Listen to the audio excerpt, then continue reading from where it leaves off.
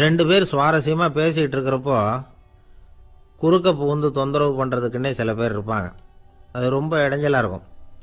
இதே மாதிரி மின்காந்தம் கூட குறுக்க புகுந்து தொந்தரவு பண்ணும். கடைசியில் அது ஒரு பெரிய இடைஞ்சல கொண்டாந்து விட்டுரும். சில வீடுகளில் கேபிள் கனெக்ஷன் இல்லாமல் சில தனியார் டிவி காட்சிகள் தெரியும்.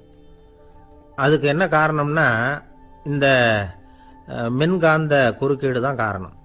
இதைத்தான் சுருக்கமாக இஎம்ஐ அப்படின்னு சொல்கிறாங்க. அதாவது எலக்ட்ரோ மேக்னெட்டிக் இன்டர்ஃபியரன்ஸ். இது ஏற்படக்கூடிய இடங்கள் எது எதுன்னு எடுத்துக்கிட்டா அது ஒரு பெரிய பட்டியலாகவே போயிடும். இந்த இஎம்ஐ தொந்தரவு கேபிள் டிவியில் மட்டும்தான் இல்லை, ராக்கெட் ஏவுதளத்தில் உள்ள ரேடார்கள், அங்கே உள்ள சில சக்தி வாய்ந்த தொலைத்தொடர்பு சாதனங்கள், விமான தளங்களில் உள்ள ரேடார்கள், கப்பல் தளங்களில் பொருத்தப்பட்டிருக்கக்கூடிய சக்தி வாய்ந்த ஆண்டனாக்கள், இப்படி நிறைய சொல்லலாம். காவல் நிலையங்களில் பயன்படுத்தப்படுகிற வயர்லெஸ் தொடர்பு சாதனங்கள் கூட ஓரளவுக்கு இந்த மின்காந்த அலைகளை வெளியிடும். நம்ம வீட்டில் உட்காந்துக்கிட்டு ரேடியோ கேட்டுக்கிட்டு இருப்போம் அல்லது டிவி பார்த்துக்கிட்டு இருப்போம். அந்த சமயத்தில் பக்கத்து தெருவில் ஒரு மோட்டார் சைக்கிள் அல்லது காரு, குறிப்பாக பெட்ரோல் இன்ஜின், அது போகிறப்போ அதில் உள்ள மின்காந்த மின்கலத்தில் அதாவது மேக்னெட்டோ பேட்டரியிலிருந்து வெளிப்படுகிற மின்காந்த அலை இங்கே டிவியிலையும் ரேடியோவிலையும் கரகரப்பை உண்டு பண்ணும். சரி, இது பெருசாக என்ன இடைஞ்சலை உண்டு பண்ணிட போகுது அப்படின்னு நாம் அலட்சியமாக நினைக்கலாம். வயசானவங்களுக்கு மறதி நோயின்னு ஒன்று வரும்ல, அல்ஷமீர், அதாவது மூளையில் உள்ள செல்கள் செயலிழந்து போயிடுறது. அது செய்ய வேண்டிய வேலையை மறந்துடும். மனைவியே எதிரில் நின்னா கூட உன்னை எங்கேயோ பார்த்தது மாதிரி தெரியுதே அப்படின்னு சொல்லிட்டு இருப்பாங்க. அப்படி ஒரு மறதி. இந்த விசித்திரமான நோய்க்கு இதுவரைக்கும் மருந்தே இல்லைன்னு வேற சொல்றாங்க. இந்த மைக்ரோ ஓவன் அப்படின்னு சொல்லக்கூடிய சமையல் அடுப்புகள் கூட மின்காந்த அலைகளை வெளியிடுது.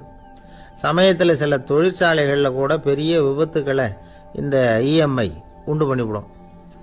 இதை பற்றி தீவிரமாக சிந்திக்க ஆரம்பித்ததே ஒரு விபத்துக்கு பிறகுதான். அமெரிக்காவுக்கும் வியட்நாமுக்கும் இடையில போர் நடந்ததே, அந்த சமயம் அமெரிக்காவுக்கு சொந்தமான விமானம் தாங்கி கப்பல் ஒன்று வியட்நாமை தாக்கிறதுக்கு தயாராக ஏவுகணைகளோட கடலில் நிறுத்தி வைக்கப்பட்டிருந்தது. தற்செயலாக அந்த பகுதியில் கப்பல் தொலைத்தொடர்பு பகுதிக்கு அருகில் ஊடுருவிய இந்த சக்தி வாய்ந்த ரேடியோ அலைகள் ஏவுகணையில் இருந்த மின்னணு சர்க்கியூட்டை பூர்த்தி செஞ்சு வச்சுட்டுது. அவ்வளவுதான், ஏவுகணை அங்கேயே வெடித்து செதறி போச்சு. 130 பேர் அந்த இடத்துலயே உடல் கருகி செத்து போட்டாங்க. ஏகப்பட்ட பொருள்கள் நாசம். இந்த விபத்துக்கான காரணம் என்னங்கிறத உடனடியாக யாராலையும் கண்டுபிடிக்க முடியல. ரொம்பவும் கடுமையாக முயற்சி பண்ணி கடைசியாக கண்டுபிடிச்சாங்க. இது இந்த இஎம்ஐ வேலை தான் அப்படின்னு. மின்னணு தொலைபேசிகள் இருக்க, இதில் பேசும்பொழுது நம்ம காதை அதாவது செவியை ஊடுருவக்கூடிய மின்காந்த அலையானது மூளைக்கு போய் அங்கே மூளை கட்டிகளை உருவாக்க ஊக்கம் கொடுக்குது அப்படின்னு வேற கண்டுபிடிச்சிருக்கிறாங்க. இந்த இஎம்ஐ ரொம்ப குறைஞ்ச மின்காந்த அழுத்தத்தில் நமக்கு எந்த பாதிப்பையும் ஏற்படுத்துறதில்லை. மின்காந்த அலைகள் அழுத்தத்தோடு இருக்கிற இடங்களில் ரொம்ப நேரம் இருந்தோம்னா நம்ம உடம்பின் வெப்பநிலை 2 டிகிரி செல்சியஸ் வரைக்கும் அதிகரிக்குதாம். அதனால் வெப்பநிலையை சீராக்கிறதுக்கு இதய துடிப்பும் அதிகரிக்குது. இப்படிலாம் கண்டுபிடிச்சிருக்கிறாங்க. இப்பெல்லாம் இந்த மின்காந்த குறுக்கீடுகளை தடுக்கிறது எப்படி அப்படின்னு விஞ்ஞானிகள் யோசனை செய்ய ஆரம்பிச்சிருக்கிறாங்க. இந்த விஷயத்தில் அலட்சியமாக இருந்தோம்னா எதிர்காலத்தில் நிறைய பேருக்கு இந்த ஞாபக மறதி நோய் வந்துடும். அப்புறம் அது ரொம்ப கஷ்டமாக போயிடும். ஒரு குடும்ப தலைவர் தன் மனைவியை பார்த்து, யார் நீ, உன்னை எங்கேயோ பார்த்தது மாதிரி இருக்குது அப்படின்னு சொல்லிட்டு இருந்தார். உடனடியாக அவரை போய் பார்த்தேன். வாங்க டாக்டர்கிட்ட போகலாம் அப்படின்னு. அவர் என்னை தனியாக அழைச்சிட்டு போய் காதோட காதாக மெதுவாக சொல்கிறார், இதை பார்ப்பா, என் கையில் பணம் இல்லாத போகலாம், அப்படி மறதி நோய் வந்துட்டது மாதிரி நடிச்சுக்கிட்டு இருப்பேன், அவ்வளவுதான், அதை நீ கண்டுக்காத அப்படின்னார். ஒருத்தர் வேகமாக நடந்து போகிறார். கடத்தெருவில் ஒரு ஸ்வீட்டு கடையை பார்க்குறார். உடனே சடன் பிரேக் போட்டது மாதிரி நிற்கிறார். ஒரு ஸ்வீட் வாங்கி சாப்பிடலாமேன்னு மனசு சொல்லுது. டாக்டர் வேணாம்னு சொல்லியிருக்கிறார், உடம்புக்கு ஒத்துக்காது, அதனால் அது வேணாம்னு சொல்லுது அறிவு. இவர் மனசு சொல்கிறத கேட்கல, அறிவு சொல்கிறபடி கேட்குறார். அதனால் மறுபடியும் வேகமாக அங்கேருந்து நடந்து போயிடுறார். அவர் நல்ல மனுஷன்.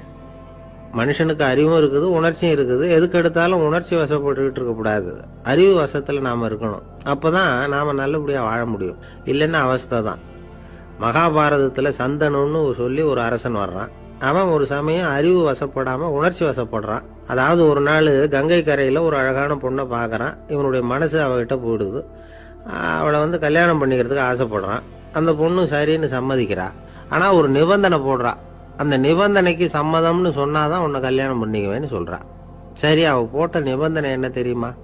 இது மாதிரி நான் உங்க மனசு புண்படுற மாதிரி எந்த காரியம் பண்ணாலும் நீங்க என்ன ஏன்னு கேட்கக்கூடாது. நான் செய்யற காரியத்தை தடுக்கவும் கூடாது. அப்படி நீங்க செஞ்சா அடுத்த கணமே நான் உங்களை பிரிஞ்சு போயிடுவேன். இதுதான் அந்த பொண்ணு போட்ட நிபந்தனை. சந்தன அரசன் இந்த நிபந்தனையை ஒத்துக்கலாமா? இதை அறிவுபூர்வமா யோசிச்சிருந்தா இதுக்கு கட்டுப்பட்டுக்க மாட்டான். இந்த நிபந்தனைக்கு நான் சம்மதிக்க மாட்டேன்னு தான் சொல்லியிருக்கணும். ஆனா அவன் அந்த நேரத்துல உணர்ச்சி வசத்துல இருந்தான். அதனால நீ என்ன சொன்னாலும் சரின்னு ஒத்துக்கிட்டான். அவளை கல்யாணம் பண்ணிக்கிட்டான். இதனால என்ன ஆச்சு? 7 பச்சை இளம் குழந்தைகளை பிறந்த உடனே அவ கங்கையில தூக்கி எறிஞ்சி கொல்லக்கூடிய கோர காட்சியை இவன் ஒண்ணு பின்னாடி ஒன்னா பார்க்க வேண்டியதா போச்சு. கடைசியில 8வது குழந்தை பிறந்ததுன்னு தான் அவனுடைய அறிவு மேலோங்குது.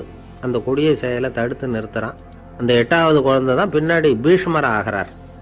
ஒரு பக்தி பிரசங்கத்துல ஒரு பேச்சாளர் இந்த விஷயத்தை சொல்லிவிட்டு இன்னொரு விஷயமும் சொன்னார். அது என்னன்னா, சந்தனு மன்னன் அறிவுக்கும் உணர்ச்சிக்கு நடுவில் அகப்பட்டு தவிச்சதுனால அவன் வம்சத்துல வந்த கௌரவர்கள் உணர்ச்சி வசப்பட்டாங்க, பாண்டவர்கள் அறிவு வசப்பட்டாங்க அப்படின்னு சொன்னார். மனுஷனுக்கு உணர்ச்சியை விட அறிவு மேலோங்கி இருக்கணுங்கிறது சரிதான். ஆனால் அந்த அறிவை எப்படி உபயோகப்படுத்துறோங்கிறது முக்கியம். ஒருத்தர் சொன்னார், சார் இன்னைக்கு கோயம்புத்தூர்ல ஒரு கல்யாணம், அதுக்கு நான் போக முடியலேன்னு நினைக்கும் பொழுது மனசுக்கு ரொம்ப வருத்தமா இருக்குது சார் அப்படின்னார். ரொம்ப உணர்ச்சி வசப்பட்டார். அதுக்காக கவலைப்படாதீங்க சார், ஒரு வாழ்த்து தந்தி கொடுத்துருங்களேன் அப்படின்னார் இன்னொருத்தர். அது எப்படி சார் முடியும்னார் அவரு. நான் தானே சார் கல்யாண மாப்பிள்ளை அப்படிங்கிறார் அந்த ஆள். ஒரு ஆளை அடையாளம் கண்டுபிடிக்கணும்னா அதுக்கு சுலபமான வழி என்ன? முகத்தை பார்த்து கண்டுபிடிக்கிறது தான். ஆனா மனுஷன் தப்பு பண்ண ஆரம்பிக்கும் பொழுது அவனை கண்டுபிடிக்கிறதுக்கு வேற வழிகளை தான் கையாள வேண்டியிருக்கு. கைரேகை அதுக்கு ரொம்ப உபயோகப்படுது. கைரேகைகள் ஒருத்தருக்கு இருக்கிறது மாதிரி இன்னொருத்தருக்கு இருக்கிறது இல்லை. பல் வரிசையும் அப்படிதான். ஏமாத்துறவங்க அதிகமா போனா இருக்கிறவங்க எச்சரிக்கையா இருக்க வேண்டியிருக்குது. பயோமெட்ரிக்ஸ் அப்படிங்கிறது ஒரு பெரிய தொழில்நுட்பம். இதை உபயோகப்படுத்தி சில பாதுகாப்பு உத்திகளை எல்லாம் உருவாக்கி இருக்கிறாங்க அமெரிக்காவில்.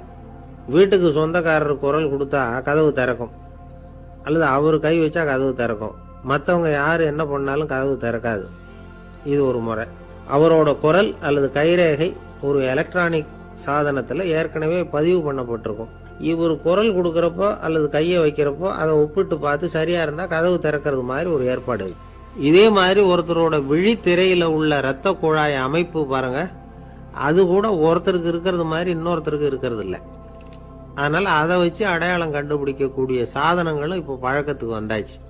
கைரேகையை ஒப்பிடுற சாதனத்தை விட விழித்திரை இரத்த குழாய் அமைப்பை அடையாளம் காணுற சாதனம் இருக்கு பாருங்க, இது ரொம்ப நுட்பமானது. இது நம்ப தகுந்தது. ஒரு ஆளை அடையாளம் கண்டுபிடிக்கிறதுக்கு இது எடுத்துக்கிற நேரம் 1 வினாடி தான். ஒரு கருவி இருக்கும், அதுல உள்ள ஒரு சிறு துளையில கண்ணை வச்சு பார்க்கணும். உடனே இந்த சாதனம் குறைந்த சக்தி உள்ள இந்த அகசிவப்பு ஒளியை பாய்ச்சி அவரது விழித்திரையின் இரத்த குழாயை ஆராய்ச்சி பண்ணி ஏற்கனவே அதோட நினைவு பெட்டகத்துல பதிவு பண்ணி வச்சிருக்கிறோமே அந்த அமைப்புகளோட இதை ஒப்பிட்டு பார்த்து சரியான ஆள் தானா இல்லையா அப்படின்னு அடையாளம் காட்டிவிடும். குரலை வச்சு அடையாளம் கண்டுபிடிக்கிறதும் இந்த பயோமெட்ரிக்ஸ் முறைகள்ல ஒண்ணு. ஒரு நபரோட குரல்ல டிஜிட்டல் குறியீடுகளை மாத்தி பதிவு பண்ணிக்கிட்டு மீண்டும் அதே குரலை இனம் காணக்கூடிய சாதனங்கள் ஏற்கனவே அமெரிக்காவில எல்லாம் விற்பனைக்கு வந்தாச்சு. ஒரு ஆளுக்கு ஜலதோஷம் பிடிச்சிருந்தா கூட அந்த சாதனம் சரியாவே கண்டுபிடிச்சிருமா. குரலை மாத்தி பேசுறவங்க கூட இந்த கருவியை ஏமாற்ற முடியாது. இத ஆஸ்பத்திரிகள், வங்கிகள்ல உள்ள இரும்பு பெட்டக காப்பறைகள் இங்கெல்லாம் உபயோகப்படுத்தலாம். குழந்தைகள் உள்ள இடங்களுக்கு ரொம்ப உபயோகப்படும். கதவு பூட்டிக்கிட்டுதுன்னு வச்சுக்கோங்க, கதவை திறக்கிறதுக்கு சாவி உபயோகப்படுத்த தெரியாத குழந்தைகள் குரல் எழுப்பிய கதவை திறந்துட முடியும். எதிர்காலத்தில் இந்த பயோமெட்ரிக்ஸ் முறை இன்னும் பல ஆச்சரியங்களை ஏற்படுத்தும் அப்படின்னு எதிர்பார்க்கறாங்க. ஸ்டியரிங்கை தொட்டதுமே காரு ஸ்டார்ட் ஆயிடும், சாவி வேண்டியதில்லை. காரு சொந்தக்காரரை தொட்டாதான் ஸ்டார்ட் ஆகும், வேற யாராவது தொட்டா ஸ்டார்ட் ஆகாது. ஒரு மனுஷனோட நடை, அவர் டைப்ரைட்டரை தொடுகிற விதம், இதையெல்லாம் வச்சு கூட ஆளை அடையாளம் காணக்கூடிய தொழில்நுட்பம் வரலாம். என்னதான் தொழில்நுட்பம் வளரட்டும், குடும்பத்துக்குள்ள நடக்கிற திருட்டுகளை கண்டுபிடிக்கிறது ரொம்ப கஷ்டம். ஒரு வீட்டில் பெட்டியில் இருந்த பணம் காணாமல் போச்சு. வீட்டுக்காரரோ அல்லது பையனோ தான் எடுத்திருக்கணும். பெட்டியை திறந்து பார்த்தா அந்த வீட்டுக்காரம்மா, இதிலிருந்து பணத்தை எடுத்தது நிச்சயமாக என் வீட்டுக்காரரு தான் அப்படின்னு சொல்ல முடியல அவங்களால. யோசிச்சாங்க. என்னம்மா இப்படி யோசிக்கிறீங்களேன்னு கேட்டிருக்காங்க. நிச்சயமாக இந்த பணத்தை எடுத்தது என் வீட்டுக்காரர் இல்லை அப்படின்னு உறுதியாக சொல்லிவிட்டாங்க அந்த அம்மா. இது கேட்டவங்களுக்கு ரொம்ப ஆச்சரியமாக இருந்தது. அந்த வீட்டுக்காரருக்கு அது ரொம்ப பெருமையாக இருந்தது. அது எப்படி அவ்வளவு கரெக்டாக சொல்கிறீங்க அப்படின்னு கேட்டிருக்கிறாங்க. அப்போ அந்த அம்மா சொல்லிச்சான், பெட்டியில் இன்னும் கொஞ்சம் பணம் மிச்சம் இருக்குது, இவர் எடுத்திருந்தாருன்னா அப்படி மிச்சம் வச்சிருக்க மாட்டார், அதனால தான் அப்படி சொன்னேன் அப்படின்னாங்களாம். ஆந்திர நாட்டில் ஒரு அரசர் இருந்தார். அந்த அரசர்கிட்ட ஒரு அமைச்சர் இருந்தார். அந்த அமைச்சர் பேரு ராயண பாஸ்கர். அவர் ஒரு பெரிய அறிவாளி. அது மட்டும் இல்லை, மிகச்சிறந்த கொடையாளி. யார் எது கேட்டாலும் இல்லைன்னு சொல்ல மாட்டாராம். அதன் காரணமாகவே அவர்கிட்ட இருந்த செல்வம் நாளுக்கு நாள் குறைஞ்சிக்கிட்டே வந்துட்டு தான். கடைசியில் குடும்பத்துக்குன்னு எதுவும் வைக்காமலே அவர் போய் சேர்ந்துட்டார். மகனும் இறந்துட்டார். அந்த குடும்பத்தில் மிஞ்சி இருந்தது அவருடைய மருமகள், ஒரு பேரன், அவ்வளவுதான். இருந்த ஒரே சொத்து பழுதடைஞ்ச ஒரு வீடு. அந்த அம்மா மற்ற வீடுகளில் வேலை செஞ்சு தன்னுடைய பிள்ளைய படிக்க வச்சுக்கிட்டு வராங்க. அந்த புள்ள ஒரு பெரிய வள்ளலுடைய பேரன்கிறது அந்த பள்ளி வாத்தியார்களுக்கும் தெரியும். அதனால் அவங்களும் இவங்கிட்ட கொஞ்சம் அன்பாகவும் அக்கறையாகவும் பழகி பாடம் சொல்லி கொடுத்துக்கிட்டு இருக்கிறாங்க. ஒரு நாள் ஒரு புகழ்பெற்ற கவிஞர் ஒருத்தர் அந்த பள்ளிக்கூடத்துக்கு வந்திருக்கிறார். ஆசிரியர்கள்கிட்ட பேசிக்கிட்டு இருந்தப்போ ஒரு செய்தியை சொன்னாராம். ராயண பாஸ்கருங்கிற வள்ளல் எனக்கு நிறைய உதவிகள் செஞ்சிருக்கார், என்னை பாராட்டி பரிசுகள்லாம் கொடுத்துருக்கிறார். அந்த வள்ளல் வாழ்ந்த கிராமத்தை பார்க்கணுங்கிறதுக்காக தான் இப்போ இங்கே வந்திருக்கிறேன் அப்படின்னாராம். ஆசிரியர் உடனே இந்த பையனை கூப்பிட்டு, இதை பாருங்க, இவன் யார் தெரியுமா, நீங்கள் குறிப்பிடுகிற அந்த வள்ளலின் பேரன் அப்படின்னு அறிமுகப்படுத்தினாராம். கவிஞரின் கண்களில் ஆனந்த கண்ணீர். அந்த பரவச நிலையிலேயே அந்த வள்ளலை பற்றி கவி பாட ஆரம்பிச்சுட்டாராம். இந்த சின்ன பையன் அதை கேட்டிருக்கிறான். உடனே என்ன பண்ணான் தெரியுமோ, தன் கையில் அணிஞ்சிருந்த ஒரு பொன் வளையல கழட்டி அந்த கவிஞருக்கு பரிசாக கொடுத்துட்டானான். எல்லாருக்கும் ஆச்சரியம். தாத்தா இருக்கும் நிலையில கொடுத்தார், பேரன் இல்லாத நிலையிலையும் கொடுக்குறான். பையனை எல்லாரும் பாராட்டினாங்களாம். இருந்தாலும் அவனுக்குள்ள ஒரு பயம் எதுவும் ஆரம்பமாச்சு. பள்ளிக்கூடம் விட்டு வீட்டுக்கு வரும்பொழுது அந்த பயம் இன்னும் அதிகமாயிட்டு. அம்மா என்ன சொல்லுவாங்களோ தெரியலையே, ஏதோ திடீர்னு தோணிச்சு வளையல கழட்டி கொடுக்கணும்னு கொடுத்துட்டோம். குடும்பம் இருக்கிற நிலையில இப்படி நான் செஞ்சது தப்பா, வீட்டு செலவுக்கே அம்மா எவ்வளவு கஷ்டப்படுறாங்க, வீட்டுக்கு போனதும் என்ன நடக்குமோ தெரியலையே அப்படின்னு நினச்சி பயந்துக்கிட்டே அவன் வீட்டுக்குள்ளே அடி எடுத்து வைக்கிறான். அம்மா கூப்பிட்டு சாப்பாடு போட்டாங்க. அவங்க கண்ணில் படக்கூடாதுங்கிறதுக்காக ஒரு கையை பின்னாடி மறைச்சிக்கிட்டே இருந்தான். அம்மா இதை கவனிச்சிட்டாங்க. ஏய், உன் கையை ஏன் அப்படி வச்சிருக்கிற, உன் கைக்கு என்னாச்சு, ஏதாவது அடிபட்டு போச்சா அப்படின்னு கேட்டுக்கிட்டே கையை எடுத்து பார்க்குறாங்க. வளையல காணலை. வளையல் எங்கே அப்படின்னு கேட்குறாங்க. இவன் தயங்கிக்கிட்டே நடந்ததை சொல்கிறான். அது கேட்டதும் அந்த அம்மாவோட முகம் கோபத்தால் சவுந்து போச்சான். முட்டாளே, என்ன காரியம் பண்ண அப்படின்னு கன்னத்தில் அரைஞ்சிட்டாங்களாம். அம்மா, என்னை அடிக்காத, ஏதோ தெரியாமல் தப்பு பண்ணிட்டேன் அப்படின்ட்டு இருக்கான். மகனே, வளையல கொடுத்ததுக்காக நான் உன்னை அடிக்கலை அப்படிங்க, பின்ன எதுக்கு அடித்தேன்னு கேட்டிருக்கான். உன் பாட்டனார் ஒரு பெரிய வள்ளல், அவர் எதையும் பாதி வேலையை செய்யறதில்ல, அவருடைய பேரை நீ அரைகுறை வேலை செஞ்சுட்டு வந்திருக்கிற அப்படின்னாங்களாம். என்னம்மா சொல்கிறேன் இருக்கான். நீ ஒரே ஒரு வளையலை மட்டும்தானே கழட்டி கொடுத்துருக்குற, கொடுக்கறதா இருந்தால் ரெண்டையும் சேர்த்துல கொடுத்துருக்கணும், அதுதானே உங்கள் தாத்தாவுக்கு பெருமை அப்படின்னாங்களாம். அம்மா, தெரியாமல் இப்படி செஞ்சுட்டேன், உங்ககிட்டையும் அரை வாங்கிட்டேன் அப்படி இப்படின்னு அவன் சொல்லியிருக்கிறான்.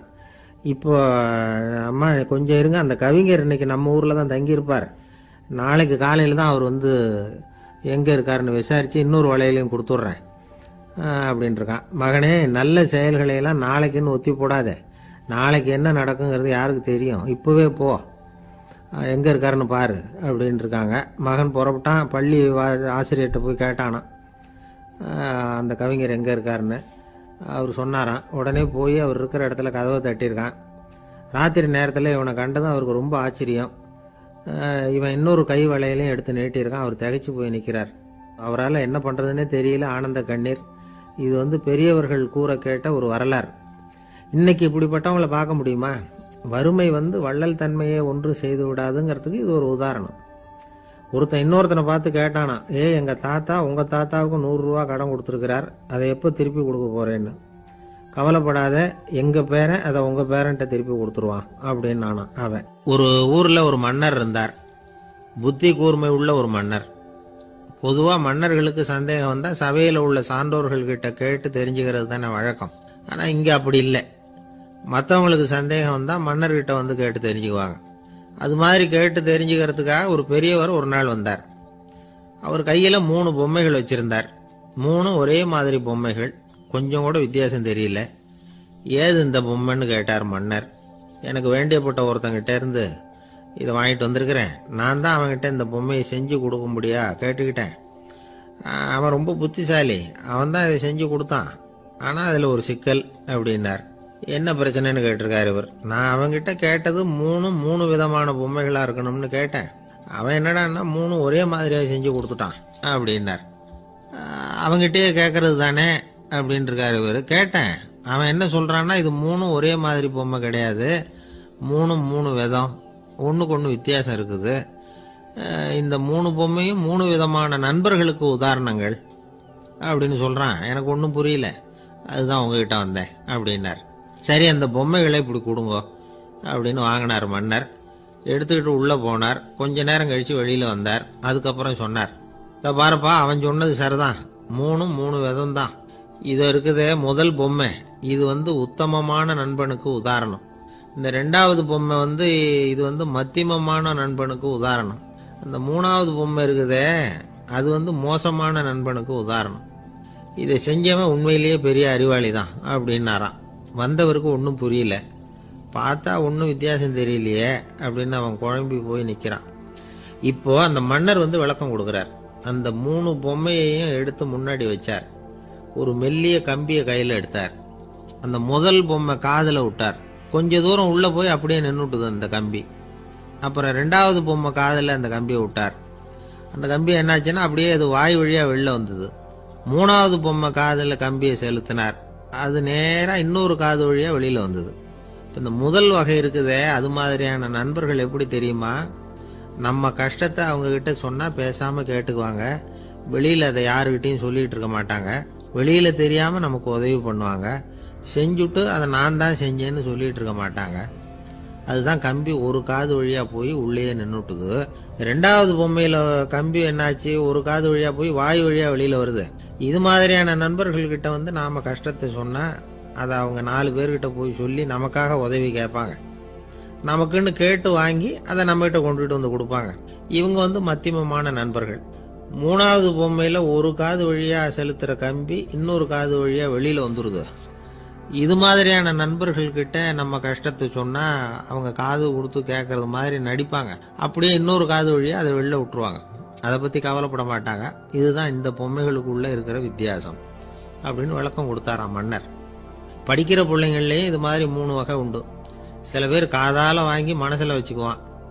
சில பேர் காதால் வாங்கி பேனாவால் எழுதி விடுவான். சில பேர் ஒரு காதால் வாங்கி இன்னொரு காதால் வெளியில் விட்டுருவான். ஒரு பையன் வகுப்பில் ஆசிரியர் பாடம் நடத்தும் பொழுது தலையை வேகமாக ஆட்டி ஆட்டி கேட்பானா. ஏன்டா இப்படி தலையை இப்படி ஆட்டுற அப்படின்னு கேட்டிருக்கான் பக்கத்தில் இருந்தவன். தலையை ஆட்டினா தாண்டா ஒரு காது வழியாக உள்ளே போகிறது இன்னொரு காது வழியாக வெளியில் வேகமாக வெளில போகும் அப்படின்னானா அந்த பையன். எனக்கு வாழ்க்கையே வெறுத்து போச்சு சார் அப்படின்னு சொல்லிட்டு ஒருத்தர் வந்தார். கொஞ்ச நேரம் பேசினதுக்கப்புறம் அவர் அப்படி சொல்லியிருந்தா அதில் ஒரு அர்த்தம் இருந்திருக்கும். வர்றதுக்கு முன்னாடியே வாழ்க்கை வெறுத்து போச்சுன்னு சொல்லிட்டு வர்றார். என்ன சார் விஷயம்னு விசாரித்தோம். எங்கள் வீட்டில் தினம் 3 வேளையும் ஒரே மாதிரி சாப்பாடு சார், வித்தியாசமே கிடையாது. இப்படியே 3 மாசமாக சாப்பிட்டுக்கிட்டு இருக்கிறேன். அதை விட பட்டினி கிடந்து செத்துடலாம்னு தோணுது அப்படின்னார். ஒரு பெரியவர் சொன்ன தத்துவத்தை சொல்றதுக்கு ஆள் கிடைக்காம தவிச்சுக்கிட்டு இருந்தோம். இப்போ ஒருத்தர் கிடைச்சிட்டார், விட்டுலாமா?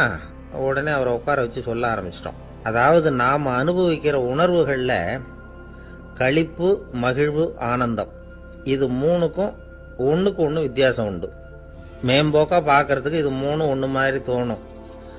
ஆனால் அது அப்படி இல்லை. களிப்புங்கிறது உடம்பை பொறுத்தது, மகிழ்வுங்கிறது மனசை பொறுத்தது, ஆனந்தம்ங்கிறது ஆன்மாவை பொறுத்தது. இப்படி இந்த 3 வகையான அந்த சுவைப்புகளின் தன்மையும் வேற வேற. இப்போ முதல்ல களிப்புங்கிறத எடுத்துக்குவோம். நம்ம புலன்களுக்கு களிப்பை தரக்கூடிய பொருள்களுக்கு சில விசேஷ குணம் உண்டு. அது எப்படின்னா, சீக்கிரமே சலிப்பை உண்டு பண்ணும். ஒருத்தர் அந்த பொருளை எடுத்துக்கிட்டா அது இன்னொருத்தருக்கு குறைஞ்சிரும். உணவு, உடை, இதெல்லாம் களிப்பை தரக்கூடிய பொருள்கள். இப்போ உதாரணத்துக்கு, ஒரு சாப்பாட்டு மேசையில் ஒரு பாத்திரத்தில் 10 இட்லி இருக்கு. அதில் ஒரு 2 இட்லியை நம்ம தட்டில் எடுத்து வச்சு சாப்பிட்றோம். நாம் சாப்பிட்ட அந்த இட்லி நிச்சயமாக எதிரில் உட்காந்துருக்கிறவருக்கு இல்லை, அவருக்கு உபயோகப்படாது. நாம் சாப்பிட்ட அதே இட்லியை அவரும் சாப்பிட முடியாது, அவர் வேற தான் எடுத்து வச்சுக்கணும். அது மாதிரி நாம் ஒரு சட்டையை எடுத்து போட்டுக்கிறோம், அதே சட்டையை அதே நேரத்தில் இன்னொருத்தர் போட்டுக்க முடியாது. புலன்களுக்கு களிப்பை தரக்கூடிய இது மாதிரி பொருள்கள்லாம் முதல் தடவை நமக்கு கொடுக்கிற களிப்பை 2வது தடவையும் கொடுக்காது, 3வது தடவை இன்னும் குறையும், கடைசியில் வெறுப்பாக மாறிடும். ஒவ்வொன்றா இட்லியை தொடர்ந்து சாப்பிட்றோம்னு வச்சுக்கோங்க, முதல் இட்லி தரக்கூடிய சுவையை 30வது இட்லி தராது. முதல் தடவை புது சட்டையை போட்டுக்கிறப்போ நமக்கு இருக்கிற களிப்பு அதே சட்டையை 100வது தடவையாக போட்டுக்கிறோம்னு வைங்க, அப்போ இருக்குமா? இருக்காது. இதுதான் களிப்பு. அதாவது சீக்கிரமே சலிப்பை தரக்கூடியது. ஒருத்தர் எடுத்துக்கிட்டா இன்னொருத்தருக்கு குறைஞ்சி போகக்கூடியது. ஆனால் மகிழ்ச்சிங்கிறது அப்படி இல்லை. ஒருத்தர் அனுபவிக்கிறதுனால இன்னொருத்தருக்கு குறைஞ்சி போகாது. இப்போ காலையில் சூரியன் உதயம் ஆகிறத பார்த்து சந்தோஷப்படுறோம், அதையே இன்னொருத்தரும் பார்த்து சந்தோஷப்படலாம். ஒரு நல்ல சங்கீதத்தை கேட்குறோம், ஒரு அழகான ஓவியத்தை ரசிக்கிறோம், நீங்கள் ரசிக்கிற அதே நேரத்தில் இன்னொருத்தரும் அதை ரசிக்கலாம். அதனால் அது குறைஞ்சி போக போகிறதில்ல. இது மகிழ்வு. ஆனால் ஒன்று, ஒரே பாடலை திரும்ப திரும்ப கேட்டுக்கிட்டு இருந்தால் கடைசியில் அலுப்பு தட்டும். அதாவது மகிழ்வுங்கிறது எப்படின்னா, மற்றவங்களோட பகிர்ந்து கொள்றதுனால குறையாது. ஆனால் ஒரே பொருள் மீண்டும் மீண்டும் அனுபவிப்பை தர்றப்போ முதல்ல மகிழ்வு அதிகரித்து அதுக்கப்புறம் அது மங்கி மறைஞ்சு போடும். இதுதான் அந்த மகிழ்வுங்கிறதுக்கு இலக்கணம். சரி, இப்போ 3வதா சுகம் தரக்கூடிய ஆனந்தம்ங்கிறது எப்படின்னா, இது நமக்கு உள்ளே இருந்து சுரக்கிறது. மனசு சலனங்கள்லேருந்து விடுபடுறப்போ இந்த ஆனந்தம் நமக்கு கிடைக்கும். இது நிலையான சுகம், ஆத்ம சுகம். களிப்பிலிருந்து மகிழ்வுக்கும் மகிழ்விலிருந்து ஆனந்தத்துக்கும் செல்றது தான் மனிதன் நடத்த வேண்டிய முக்கியமான பயணம். இவ்வளவு விஷயத்தையும் கேட்டுட்டு இந்த காலத்து பையன் ஒருத்தன் வந்தான். சார், இப்போ நீங்கள் ஒரு சாப்பாட்டு மேசையில் ஒரு 10 இட்லி வைக்கிறீங்க, என்ன உட்கார வைங்க, எதிரில் இன்னொருத்தனை உட்கார வைங்க, நான் களிப்பு மகிழ்வுலாம் தாண்டி நேரடியாக ஆனந்தத்துக்கு பயணம் பண்ணி காட்டுறேன் அப்படின்னா. ஒன்றும் புரியல அவன் சொன்னது. அது எப்படி, என்ன பண்ணுவ நீ அப்படின்னு சொல்லி கேட்டோம் ஆச்சரியமா. 2 இட்லி சாப்பிட்டா தானே சார் களிப்பு, நான் 10 இட்லியும் மொத்தமாக சாப்பிட்ருவேன், அடுத்தவனுக்கு எதுவும் கிடைக்காது, அவனுக்கு கிடைக்காதபடி நாமே சாப்பிட்டுடுறோம்ல, அதுதானே நமக்கு ஆனந்தம் அப்படின்னு அதுக்கு ஒரு விளக்கம் சொல்கிறான். ஒரு கணவன் மனைவி, எப்போ பார்த்தாலும் அவங்க 2 பேருக்கும் இடையில சண்டை வந்துக்கிட்டே இருந்தது. இதில் என்ன ஆச்சரியங்கிறீங்களா? நான் அதுக்காக சொல்ல வரல, இது வேற விஷயம். அதாவது சண்டை போடாமல் இருக்கிறதுக்கு வழி சொல்கிற தகவல் இது. நான் சொன்ன அந்த கணவன் மனைவி எப்படின்னா, கணவன் ஒரு வார்த்தை சொன்னால் மனைவி கிட்டேருந்து 2 வார்த்தை பதிலாக வரும், இதுக்கு கணவன் கிட்டேருந்து 4 வார்த்தை பதிலாக வரும். இப்படி வார்த்தைகள் பெருகி போய் கடைசியில் வம்புல முடியும். அந்த அம்மா பொறுத்து பார்த்தாங்க, அவங்களால தாக்கு பிடிக்க முடியல. பக்கத்து வீட்லேயும் ஒரு கணவன் மனைவி இருந்தாங்க, அவங்களுக்குள்ள சண்டை வர்றதில்லை. அது எப்படி அவங்களால மட்டும் சண்டை போடாமல் இருக்க முடியுது அப்படின்னு இந்த அம்மாவுக்கு ஆச்சரியம். ஒரு நாள் நேராக பக்கத்து வீட்டு அம்மாக்கிட்டே போய், ஏம்மா, நீங்கள் எப்படி கணவனும் மனைவியும் சண்டை போட்டுக்காமல் இருக்கிறீங்க, அது எப்படி முடியுது உங்களால் அப்படின்னு கேட்டாங்க. அதுக்குன்னு ஒரு மருந்து இருக்குது, அதை சாப்பிட்டா சண்டை வராது அப்படின்னாங்க அவங்க. சரிங்க, அந்த மருந்தை அவர் சாப்பிட மாட்டேன்னு சொல்லிட்டா என்ன பண்ணுறது அப்படின்னு கேட்டிருக்கிறாங்க இவங்க. அந்த மருந்து அவருக்கு இல்லைம்மா, உனக்கு தான் அப்படின்னாங்களாம் அவங்க. அப்படியா, அப்படின்னா கொடுங்க, ரொம்ப நல்லதாக போச்சு, அதை எப்படி சாப்பிட்றதுங்கிற விவரத்தையும் சொல்லுங்கள், எங்கே அது கிடைக்குங்கிறதையும் சொல்லுங்கள், வாங்கிக்கிறேன் அப்படின்னு கேட்டாங்களாம் இவங்க. வேற எங்கேயும் போய் வாங்க வேண்டாம், என்கிட்டே இருக்க அந்த மருந்து, அதில் கொஞ்சம் தர்றேன், வாங்கி வச்சுக்க. உன் வீட்டுக்காரர் உன்னோட சண்டையை ஆரம்பிக்கிறப்போலாம் நீ இந்த மருந்தில் 1 அவுன்ஸ் வாயில் ஊற்றிக்கணும். அதை உடனே குடிச்சிடக்கூடாது, ஒரு 5 நிமிஷமாவது அது வாயில் இருக்கணும், அதுக்கப்புறம் குடிச்சிடலாம் அப்படின்னு சொல்லி ஒரு பாட்டில் மருந்தை அந்த அம்மா கிட்ட கொடுத்து அனுப்புனாங்களாம். மருந்தை எடுத்துக்கிட்டு இந்த அம்மா வீட்டுக்கு வந்திருக்கிறாங்க. வீடு பூட்டி இருந்ததுனால கணவன் வாசல்லையே காத்துக்கிட்டு இருக்கிறான். மனைவியை கண்டதும் சண்டை போட ஆரம்பிச்சிட்டான். வீட்டை பூட்டிவிட்டு எங்கே போய் தொலைஞ்ச, எவ்வளவு நேரமாக ஒரு மனுஷன் வாசல்லையே காத்துட்டு கிடக்கிறது அப்படி இப்படின்னு கத்த ஆரம்பிச்சிட்டான். மனைவி இதுக்கு பதிலே சொல்லலை. அந்த அம்மா பேசாமல் வீட்டை திறந்தாங்க, சமையல் அறைக்குள்ளே போனாங்க. ஒரு அவுன்ஸ் மருந்தை வாயில் ஊற்றிக்கிட்டாங்க. அன்னைக்கு சண்டை மேற்கொண்டு வளரவே இல்லை, நின்றுட்டுது. மருந்து பரவாயில்லை. அதுக்கப்புறம் பல சந்தர்ப்பங்களில் சண்டை வரும் போல இருக்கிற போலாம் இந்த மருந்து அதை நிறுத்தியிருக்கு. பிரமாதமான மருந்தாக இருக்குது இதை கொஞ்சம் அதிகமாகவே வாங்கி வீட்டில் வச்சுக்க வேண்டியது தான் அப்படின்னு முடிவு பண்ணிட்டு இந்த அம்மா மறுபடியும் பக்கத்து வீட்டு அம்மாக்கிட்ட போனாங்க. எவ்வளவு விலையானாலும் சரி, நான் காசு கொடுத்து வாங்கி வச்சுக்கிறேன், எந்த கடையில் இருக்குது இந்த மருந்து சொல்லுங்க அப்படின்னு கேட்டாங்க. இந்த மருந்துக்கு விலையே கிடையாதுங்க, இலவசமாகவே கிடைக்கும்னாங்களாம் அவங்க. அது எப்படி விலை இல்லாமல் இதை விற்க முடியுது அப்படின்னு கேட்டாங்களாம் இவங்க. அது மருந்தாக இருந்தால் தானே விலை வைக்கிறதுக்கு, அது வெறும் தண்ணி தானே அப்படின்னாங்களாம். வெறும் தண்ணியாக சண்டையை நிறுத்துது அப்படின்ட்டு இருக்காங்க இவங்க. அது சண்டையை நிறுத்தலை, உன்னோட மௌனம் தான் சண்டையை நிறுத்துது. நீ வாயில் தண்ணியை வச்சுக்கிறதுனால எதிர்த்து பேசுறதில்ல, அதனால் உன்னுடைய கணவர் கோபம் சாந்தமாயிடுது அப்படின்னாங்களாம் அவங்க. இந்த கதையிலேருந்து சண்டையை நிறுத்துகிற மருந்து எதுன்னு தெரிஞ்சுக்கிட்டோம் இல்லையா. ஒருத்தர் என்ன பண்ணார், பாட்டிலில் தண்ணியை ஊற்றி வச்சுக்கிட்டு அவர்கிட்ட வர்றவங்களுக்கெல்லாம் இதை சிபாரிசு பண்ணலாம்னு நினச்சிக்கிட்டு உட்காந்துருந்தார். ஒரு அம்மா வந்தாங்க. இதை கேட்டுவிட்டு இதையே ஒரு மருந்து மாதிரி கொடுக்கலாம்ங்கிறது அவர் முடிவு. அதனால் பாட்டிலில் தண்ணியை அடைச்சி வச்சுக்கிட்டு அதில் கலருக்காக என்னத்தையோ ஒரு ஜீரகம் அது மாதிரி எதையாவது கலந்து வச்சுக்கிட்டு ஒரு மருந்து மாதிரி ஒரு பாவனையில் வச்சுக்கிட்டு உட்காந்துருக்கார். யாராவது வீட்டில் சண்டைன்னா என்கிட்ட வாங்க மருந்து தரேன்னு. ஒரு அம்மா வந்தாங்க. எனக்கும் என் வீட்டுக்காரருக்கும் அடிக்கடி சண்டை வருதுங்க அப்படின்ட்டு இருக்காங்க. கவலைப்படாதம்மா, நான் ஒரு மருந்து தரேன்னு சொல்லி வீட்டுக்குள்ளே போய் ஒரு பாட்டில் எடுத்து வந்து கொடுத்தார். பாட்டிலில் இருக்கிறது என்னங்கிறத சொல்லிவிட்டு அது பேரில் மரியாதை வராது இல்லையா, அதனால் சொல்லலை. அந்த அம்மா வாங்கிட்டு போனாங்க. 4 நாள் கழித்து திரும்பி வந்தாங்க. என்னம்மா வீட்டில் சண்டை நின்று போச்சான்னு கேட்டிருக்காரு இவர். அங்கே நின்று போச்சுங்க, இப்போ உங்ககிட்ட ஆரம்பமாக போகுதுன்னாங்களாம்.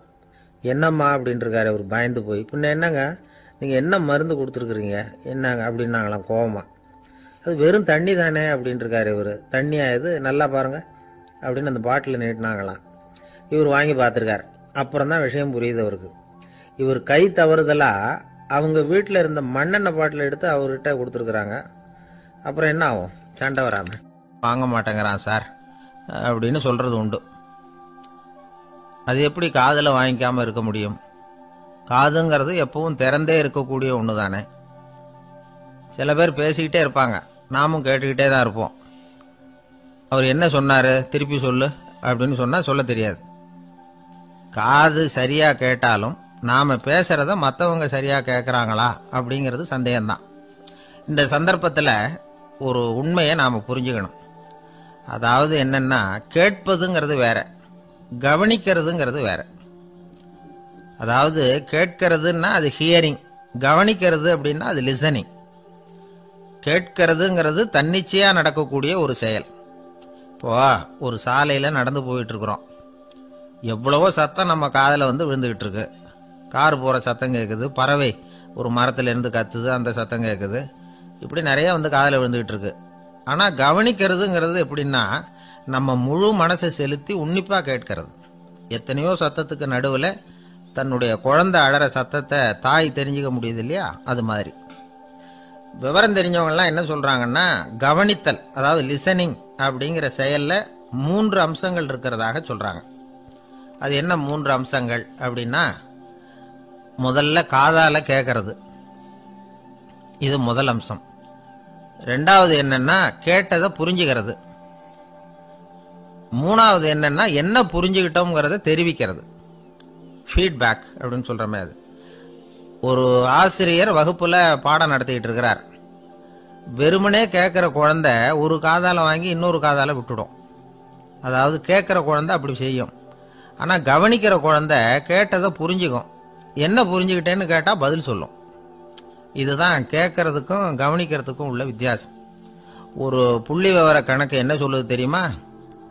ஒரு மனிதன் எழுதுறது மூலமா 6% அறிவை பெருக்கிக்கிறானா, எழுதுறது மூலமா. படிக்கிறது மூலமா 19% அறிவை பெருக்கிக்கிறானா. பேசுறது மூலமா 30% அறிவை பெருக்கிக் கொள்ளுகிறான் அப்படின்னு சொல்றாங்க. ஆனா பாருங்க, கவனிக்கிறது மூலமா 45% அறிவை பெருக்கிக் கொள்ளுகிறான் அப்படிங்கிறது புள்ளி விவரம். அதனால கற்றலின் கேட்டல் நன்று அப்படின்னு சொல்றாங்க இல்லையா, அது இதுதான். அதனால கவனிக்கிறது மூலமா அதிக அறிவை நாம பெருக்கிக் கொள்ள முடியும். கேள்வி ஞானம் தான் ரொம்ப சிறந்தது அப்படிங்கிறார் வள்ளுவர். அதாவது கவனிச்சு கேட்கணும், அதுதான் முக்கியம். மற்றவங்க சொல்றத நல்லா கவனிக்க முடியாதபடிக்கு நாமே சில தடைகளை ஏற்படுத்திக்கிறோம், அல்லது நம்ம அறியாமலே அப்படி ஒரு தடை உண்டாயிடுது. அந்த தடைகளை தாண்டணும் அல்லது தகர்த்து எறியணும் அப்படிங்கிறது பெரியவர்கள் சொல்லுகிற யோசனை. அது என்ன தடைகள் அப்படின்னா, நமக்கு தெரியாத இவர் என்ன சொல்லிட போறார் அப்படிங்கிற நினைப்பு, இது ஒரு தடை. சொல்லி முடிக்கிறதுக்கு முன்னாடியே குறுக்க பேசுறது, மனசு அங்கேயும் இங்கேயும் அலையிறது, இதெல்லாம் தான் தடைகள். ஆசிரியர் பாடம் நடத்துறார் அப்படின்னா மாணவர்கள் அக்கறையாக கவனிக்கணும், அப்பதான் பரீட்சையில் பாஸ் ஆக முடியும். வீட்டுக்குள்ள கணவன் சொல்றத மனைவி கவனிச்சு கேட்கணும், மனைவி சொல்றத கணவன் கவனிச்சு கேட்கணும், இல்லைன்னா குழப்பமாயிடும். ஒரு அம்மா கோயிலுக்கு போனாங்க, சேலையில் ஒரு முடிச்சு போட்டிருந்தாங்க. எதுக்கு சேலையில் முடிச்சு போட்டு வச்சிருக்கிறீங்க அப்படின்னு கேட்டாங்க. எங்கள் வீட்டுக்காரர் ஒரு கடிதத்தை மறக்காம தபால் போட்டியில் போட்டுடணும்னு சொன்னார், ஞாபகத்துக்காக முடிச்சு போட்டு வச்சிருக்கிறேன் அப்படின்னாங்க. கடிதத்தை பெட்டியில் போட்டுட்டீங்களா அப்படின்னு கேட்டாங்க. அது எப்படிங்க முடியும், அவர் கடிதத்தை என்கிட்ட கொடுக்க மறந்துட்டாரே அப்படின்னாங்களாம். அதனால் மறக்கப்படாதுன்னு நினச்சிக்கிட்டே மறந்து விடுறது, இப்படி ஒரு வாழ்க்கை. அதனால் வாழ்க்கையில் நமக்கு இருக்கிறது செவிச்செல்வம் ரொம்ப முக்கியமானது. நிறைய கேட்கணும், சொல்கிறத விட கேட்கணும், கேட்கறத விட முக்கியம் கவனிக்கிறது. அப்படி கவனிக்கிறது மூலமாக நம்முடைய வாழ்க்கையில் வெற்றி பெறணும். அங்கே நபிகள் நாயகம் உட்கார்ந்துருக்கிறார். அந்த சமயம் அம்மா அங்கே வர்றாங்க. அவங்க கையில் திராட்சை பழ கொத்து, அதை கொண்டுகிட்டு வந்து நபிகள் கிட்ட கொடுக்குறாங்க. சாப்பிடுங்க அப்படின்னு சொல்லி ரொம்ப அன்பாக வேண்டிக்கிறாங்க. நபிகள் நாயகமும் ரொம்ப பிரியமாக அதை வாங்கிக்கிட்டார். அதுக்கப்புறம் அதை சாப்பிட ஆரம்பித்தார். நபிகள் நாயகம் மதீனாவில் தங்கியிருந்தப்போ இது மாதிரி நிறைய பேர் பழங்களையும் தின்பண்டங்களையும் கொண்டுகிட்டு வந்து கொடுக்கறது வழக்கம். நபிகள் நாயகம் என்ன பண்ணுவார்னா, அதெல்லாம் வாங்குவார். உடனே பக்கத்தில் இருக்கிற தோழர்கள் எல்லாருக்கும் பகிர்ந்து கொடுப்பார், தானும் சாப்பிடுவார். இதுதான் எப்போதும் வழக்கம். ஆனால் இந்த தடவை என்னாச்சு தெரியுமா, அவர் அப்படி பண்ணல. ஒவ்வொரு பழமாக எடுத்து தானே சாப்பிட்டுக்கிட்டு இருக்கிறார்.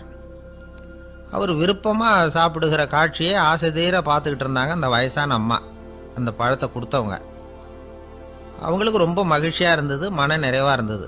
நாம் ஆசையாக கொண்டுகிட்டு வந்து கொடுக்குற பழத்தை நபிகள் நாயகம் இவ்வளோ பிரியமாக சாப்பிட்றாரே அப்படின்னு நினச்சி ரொம்ப சந்தோஷப்பட்டாங்க. அதுக்கப்புறம் அங்கேருந்து அவங்க புறப்பட்டு போயிட்டாங்க. இந்த அம்மா போனதுக்கப்புறம் பக்கத்தில் இருந்த தோழர்கள் பேச ஆரம்பித்தாங்க. ஏன்னா அவங்களுக்கு சந்தேகம், இன்னைக்கு வித்தியாசமாக நடந்துக்கிட்டாரே அப்படின்னு. அண்ணலே, எது உங்களுக்கு வந்தாலும் எங்கள் எல்லாருக்கும் கொடுத்துட்டு தான் நீங்கள் சாப்பிடுவீங்க, இன்னைக்கு மட்டும் நீங்கள் அப்படி செய்யலையே, எல்லா பழத்தையும் நீங்களே சாப்பிட்டீங்களே, அதுக்கு என்ன காரணம் அப்படின்னு கேட்டாங்க. இப்படி கேட்கறதுனால நாயகம் அதை தப்பாக புரிஞ்சுக்க மாட்டார் அப்படிங்கிறது அவங்களுக்கு தெரியும். யாரும் எதையும் அவர்கிட்ட கேட்கலாம், அப்படி கேட்கறதுக்கு உரிமை உண்டு. இந்த ஜனநாயக முறைகளுக்கு அவர்கள் கொடுத்த மரியாதை இது. தோழர்களின் கேள்விக்கு நபிகள் பதில் சொல்ல ஆரம்பித்தார். நண்பர்களே, அந்த அம்மா ரொம்ப பிரியமாக அந்த பழங்களை என்கிட்ட கொண்டுகிட்டு வந்து கொடுத்தாங்க. முதல்ல ஒரு பழத்தை எடுத்து வாயில் போட்டு பார்த்தேன், அது ரொம்ப புளிப்பாக இருந்தது, சாப்பிட்றது ரொம்ப கஷ்டம். உங்ககிட்ட யாருக்காவது அதை கொடுத்துருந்தா அதில் வாயில் போட்டதும் புளிப்பு தாங்காமல் முகம் சுழிச்சிருப்பீங்க. அதை அந்த அம்மா பார்த்துட்டாங்கன்னா வருத்தப்பட்டிருப்பாங்க. ஆசையாக கொண்டுகிட்டு வந்து நமக்கு கொடுத்துருக்குறாங்க, அவங்க அன்பான மனசை நோகடிக்கிறதுக்கு நான் விருப்பப்படலை. அதனால் முகம் சுழிக்காமல் சாப்பிடணுமேங்கிறதுக்காகத்தான் அந்த பழங்கள் பூராவே நானே சாப்பிட்டுட்டேன் அப்படின்னு புன்முறுவலோட பதில் சொன்னாராம் நபிகள் நாயகம். இன்னொருத்தர் மனசு புண்படக்கூடாதுங்கிறதுக்காக புளிப்பையும் இனிப்பாக ஏற்றுக்கொள்ளுகிற பண்பாடு இருக்கு பாருங்க, அது ஒரு பெரிய நாகரிகம். அது எல்லாருக்கும் சுலபமாக வந்துடாது. நல்லா இருக்கிற பழத்தையே என்ன இவ்வளவு மோசமாக இருக்கேன்னு சொல்லுகிறவர்கள் தான் நம்மக்கிட்ட அதிகம். இந்த காலத்தில் இல்வாழ்க்கையில் இந்த நாகரிகத்தை சில பேர் கடைபிடிக்கிறது உண்டு. நல்லா இருக்க இல்லையோ முகம் சுளிக்காமல் சாப்பிட்ருவாங்க. ஏன்னு கேட்டால், எதுக்காக சார் வீண் வம்பு, ஏதோ நமக்குன்னு கொடுத்து வச்சது அவ்வளவுதான் அப்படின்னு நினச்சிக்கிட்டு போக வேண்டியது தானே அப்படிம்பாங்க. இவங்கெல்லாம் கூட ஒரு விதத்தில் பண்பாடு தெரிஞ்சவர்கள் தான். ஒரு ஆள் ஊரெலாம் சுற்றி விட்டு கடைசியில் அழுத்து போய் ஒரு ஹோட்டலுக்குள்ளே நுழைஞ்சானான். ரொம்ப களைப்பாக இருந்தது அவனுக்கு. அதனால் ரொம்ப களைப்படைஞ்சு போய் ஒரு நாற்காலியில் போய் உட்காந்துருக்கிறான். இவனை பார்த்ததும் சர்வர் ஓடி வந்தார். சார் உங்களுக்கு என்ன வேணும்னு கேட்டார். எனக்கு தேவை 2 தோசையும் கொஞ்சம் அன்பான வார்த்தைகளும் அப்படின்னா. சர்வர் உள்ள போனார், 2 தோசையை கொண்டாந்து வச்சார். அன்பான வார்த்தை கேட்டனே அப்படின்னா இவன். சர்வர் ரொம்ப பணிவா குனிஞ்சு இவன் காதோரமா சொன்னார், ஐயா இந்த தோசையை சாப்பிட்றாதீங்க, புளிச்சு போன பழைய மாவு அப்படின்னார். இது பாருங்க, அன்பான வார்த்தையும் 2 தோசையும் கேட்டார், கொண்டாந்து கொடுத்துட்டார். இப்படி இருக்கிறவர்களும் இன்றைய மனிதர்கள் அதிகம். அதனால மனிதர்கள் ஒவ்வொருத்தரும் ஒவ்வொரு விதம். நம்மகிட்ட பிரியமா நடந்துகிறவர்கள் மனம் கோணும்படி நாம் நடந்து கொள்ளக்கூடாது அப்படிங்கிறது தான் நபிகள் நாயகம் அவருடைய செயல் மூலமா நமக்கு உணர்த்தி இருக்கிற வாழ்வியல் உண்மை. கழுதைய நண்பர்கள் எங்க போனாலும் சேர்ந்தே போவாங்க வருவாங்க. அப்போ அந்த கழுதை கொஞ்சம் கவலையோட பேச ஆரம்பிச்சுதான். அதோ பாரு, அங்க ஒரு புதர் தெரியுது இல்லையா, இந்த புதருக்குள்ள ஒரு சிங்கம் இருக்கு. அந்த பக்கமா நான் போறப்போ வர்றப்போலாம் அது என்கிட்ட வம்பு வளர்க்குது, தகராறு செய்யுது, என் மேல பாயுது, என்னை தாக்குது, ஏன்னு தெரியல அப்படின்னுது. இதை கேட்டதும் அந்த குரங்கு சொல்லிச்சு, இனிமே கவலைப்படாத, இந்த தடவை நான் உன்னை காப்பாத்துறேன்னுது. அதுக்கப்புறம் ஒரு நாள் அந்த குரங்கும் கழுதியும் அந்த புதர் பக்கமாக போய்கிட்டு இருந்தாங்க. எதிர்பார்த்தது மாதிரியே நடந்தது. இந்த சிங்கம் எதிரில் வந்தது, கழுதியை பார்த்தது, உடனே அது மேலே பாய ஆரம்பிச்சுட்டுது. அவ்வளவுதான். உடனே இந்த குரங்கு என்ன பண்ணிச்சு தெரியுமா, கிடுகிடுன்னு ஒரு மரத்து மேலே ஏறி உட்காந்துக்கிட்டுது. அங்கே உட்காந்துக்கிட்டு கீழே அந்த கழுதியும் சிங்கமும் போடுற சண்டையை வேடிக்கை பார்க்க ஆரம்பிச்சுட்டுது. கொஞ்ச நேரம் கழித்து அடிபட்ட காயத்தோடு அந்த கழுதை மெதுவாக நடந்து வந்தது. குரங்கும் மெல்ல மரத்தை விட்டு கீழே இறங்கிச்சு. இப்போ கழுதை கேட்டுது, என்னை காப்பாத்துறேன்னு சொல்லிவிட்டு காலை வாரி விட்டுட்டியே, நீ பாட்டுக்கு மரத்து மேலே ஏறி உட்காந்துக்கிட்டே, அது நியாயமானது. குரங்கு பரிதாபமாக அதை பார்த்துது. நான் மரத்து மேலே இருந்து நீங்கள் 2 பேரும் சண்டை போட்டதை பார்த்துக்கிட்டு தான் இருந்தேன். உன்னோட சத்தம் தான் அதிகமாக இருந்தது, அது நீ சிரிக்கிற மாதிரி எனக்கு கேட்டுது, அதனால நீ தான் ஜெயிச்சுக்கிட்டு இருக்க போல இருக்கு அப்படின்னு நினச்சுட்டேன்னு. இன்னைக்கு பல பேர் இப்படி தான் இருக்கிறாங்களாம். யார் ஜெயிக்கிறாங்க யார் தோக்குறாங்கங்கிறத முகத்தை பார்த்து கூட கண்டுபிடிக்க முடியறதில்ல, பேசுகிற பேச்சை வச்சு கூட கண்டுபிடிக்க முடியறதில்ல. தோற்கிறவங்க கூட சிரிக்கிற மாதிரி முகத்தை வச்சுக்கிறான். இன்றைய மனிதர்கள்கிட்ட ஏகப்பட்ட முரண்பாடுகள். பொய் முகங்களோட உலவுகிறவர்கள் தான் அதிகம். உண்மை முகம் எங்கே இருக்கு அப்படிங்கிறத புரிஞ்சுக்கிட்டு நண்பர்களை தேர்ந்தெடுக்கணும் அப்படிங்கிறது ஒரு முக்கியமான கருத்து. கடவுள் இந்த உலகத்தை படைச்சுட்டு அதுக்கப்புறமும் கொஞ்ச நாள் இங்கேயே தங்கியிருந்தாராம். அப்போதான் அவருக்கு ஒரு உண்மை புரிஞ்சுதான், இந்த உலகத்தில் தங்கி இருக்கிறது எவ்வளவு இடைஞ்சல்னு. தினமும் மனிதர்கள் தேடி வந்து ஏதாவது புகார் சொல்லிக்கிட்டே இருந்தாங்களாம், எனக்கு அது வேணும் இது வேணும்னு கேட்டுக்கிட்டே இருந்தாங்களாம். சில பேர் வந்தாங்க, நாங்கள் வந்து விவசாயம் பண்ணுறோம், தண்ணி இல்லாமல் பயிர் காயுது, எங்களுக்கு மழை வேணும் அப்படின்னாங்க. அவங்க போனதும் அதுக்கப்புறம் சில பேர் வந்தாங்க, நாங்கள் வந்து மண்பானை செய்கிறவங்க, நிறைய பானை செஞ்சு வச்சுருக்குறோம், மழை பெஞ்சால் எல்லாம் கரைஞ்சி வீணாக போயிடும், அதனால் இன்றைக்கி மழை பெய்யக்கூடாதுன்னாங்க. கடவுள் பார்த்தார், அவருக்கு என்ன பண்ணுறதுன்னே தெரியல, ஏகப்பட்ட குழப்பம், தலையை பிச்சுக்கலாம் போல இருந்தது, கிட்டத்தட்ட பைத்தியம் பிடிக்கிற அளவுக்கு ஆயிட்டுது. எல்லாருடைய ஆசைகளையும் அவரால் நிறைவேற்ற முடியல, ஏன்னா ஒன்றுக்கு ஒன்று முரண்பாடாக இருந்தது. ஒரு நாள் தன்னுடைய அமைச்சரவையை கூட்டி ஆலோசனை கேட்டார், என்ன செய்யலாம்னு சொல்லுங்கன்னார். இது என்ன பிரமாதம், பேசாமல் இமயமலை அடிவாரத்தில் போய் உட்காந்துங்க, யாரும் தொந்தரவு பண்ண மாட்டாங்கன்னாங்க. அங்கேயும் மனிதர்கள் வர ஆரம்பிச்சுருவாங்களேன்னார் கடவுள். சரி அப்படின்னா சந்திரனில் போயிருந்துக்கலாமேன்னாங்க. அங்கேயும் மனுஷன் குடி வர போகிறான் அப்படின்னார் கடவுள். வெகு தூரத்துக்கு அப்பால் உள்ள நட்சத்திர மண்டலத்துக்கு போயிடலான்னாங்க. இதெல்லாம் நிரந்தர தீர்வாகாது, நிரந்தரமாக இந்த மனிதனுடைய தொல்லையிலிருந்து நான் விடுபடணும், அதுக்கு ஏதாவது வழி சொல்லுங்கன்னார் கடவுள். ஒரு வயசான ஆள் வந்தார், கடவுளுக்கு காதோட காதாக ஒரு வழியை சொன்னார். கடவுளுக்கு முகம் மலர்ந்தது, அதுதான் சரி, அப்படியே செஞ்சுடலான்னார். அந்த ஆள் சொன்ன ரகசியம் என்ன தெரியுமா, மனிதனால் அடைய முடியாத ஒரு இடம் இருக்குது, அது வேற எங்கேயும் இல்லை, அவனுக்கு உள்ளே இருக்குது, அங்கே போய் மறைஞ்சுங்க, அதுக்கப்புறம் மனிதர்களால் உங்களுக்கு தொந்தரவு இருக்காதுன்னார். மனிதன் நினைக்காத இடம் அதுதான். அதாவது உள்ளுக்குள்ள இருக்கிற உண்மையை புரிஞ்சுக்காம வெளியில எங்கேயோ அது இருக்கிறதாக நினைச்சு வரட்டிக்கிட்டு அலையிறான் மனுஷன். உள்ளே இருக்கிற உண்மை புரிஞ்சா நாம தன்னம்பிக்கையோட தலை நிமிர்ந்து வாழலாம். வேடிக்கையா ஒரு கதை சொல்லுவாங்க, இதை பாருங்க, நம்ம பையன் எங்க பணம் வச்சாலும் எடுத்து விடுறான், என்ன பண்றதுன்னாங்க அம்மா. அப்பா கொஞ்ச நேரம் யோசனை பண்ணார், அதுக்கப்புறம் சொன்னார், அவன் கண்ணில் படாத இடமா, நம்ம வீட்டில் இருக்கிறது ஒரே இடம் தான், அங்கே பணத்தை வை திருட்டு போவாதுன்னார். அது எந்த இடம்னு கேட்டாங்க. அதுதான் அவன் பாட புஸ்தகம், அதில் வச்சிரு, அவன் தொடவே மாட்டான், பாட புத்தகத்தை தொடாமல் பரீட்சையில் வெற்றி பெற முடியாது அப்படிங்கிறத புரிஞ்சுக்கணும். உள்ளே இருக்கிற உண்மையை தொடாமல் வாழ்க்கையில் வெற்றி பெற முடியாது. அதனால் உண்மையை புரிஞ்சுக்கிட்டா வாழ்க்கையில் வெற்றி நிச்சயம். அவனுக்கு வயசாயிட்டுது. இந்த கவலை பயம் எல்லாமும் அதிகமாயிட்டுது. மரண பயம், ராத்திரியில் சரியாக தூங்க முடியல, இப்படி ஆயிட்டுது நிலைமை. அந்த அரசன் ஏற்கனவே எப்படின்னா போர்க்களங்களில் எத்தனையோ பேரை ஓட ஓட விரட்டியிருக்கிறான். இருந்தாலும் இப்போ அந்த துணிச்சல்லாம் எங்கேயோ போயிட்டுது. பேசாமல் படுத்துருக்கிறான். அப்படியே படுத்தாலும் தான் தூக்கம் வர மாட்டேங்குது. என்ன பண்ணலாம்னு யோசித்தான் இந்த மன்னன். உடனே எல்லா அமைச்சர்களையும் கூப்பிட்டான். எனக்கு நிம்மதி இல்லை, எதை நினைச்சாலும் பயமாக இருக்கு, எனக்கு ஒரு ஆலோசனை சொல்லுங்க அப்படின்னா. என்ன ஆலோசனை வேணும் அப்படின்னு சொல்லி கேட்டாங்க. எனக்கு ஒரு நெருக்கடியான சந்தர்ப்பம் ஏற்பட்டு போச்சுன்னு வச்சுக்கோங்க. அந்த நேரத்தில் நீங்கள் யாருமே என் பக்கத்தில் இல்லை ஆலோசனை சொல்கிறதுக்கு அப்படின்னா, அந்த சமயத்தில் எனக்கு உபயோகப்படுற மாதிரி ஒரு வாசகம், பொன்மொழி ஏதாவது சொல்லுங்க. அதை நான் என்னுடைய வைர மோதிரத்துக்கு அடியில் பதிச்சு வச்சுக்கிறேன் அப்படின்னார். தேவைப்படுறப்போ உதவும் அப்படிங்கிறதுனால. அவர் போட்டிருந்த மோதிரமும் அதுக்கு தகுந்த மாதிரியே திறந்து மூடுறது மாதிரி அமைஞ்சிருந்தது.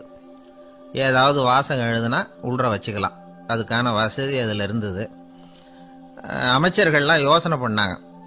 இது மாதிரி ராஜா கேட்குறாரு, என்ன வாசகம், அதாவது பொன்மொழி சொல்லலாம் அப்படின்னு எல்லாரும் யோசனை பண்ணாங்க. ஒருத்தருக்குமே சரியாக தோணலை, ஒரே குழப்பமாக இருந்தது. ஏன்னா நெருக்கடியான சமயத்தில் உபயோகப்படுறது மாதிரி ஒரு பொன்மொழி வேணும்னு சொல்லியிருக்கிறார். அப்படி இப்படி யோசித்து பார்த்தா ஒன்றுமே தோணலை.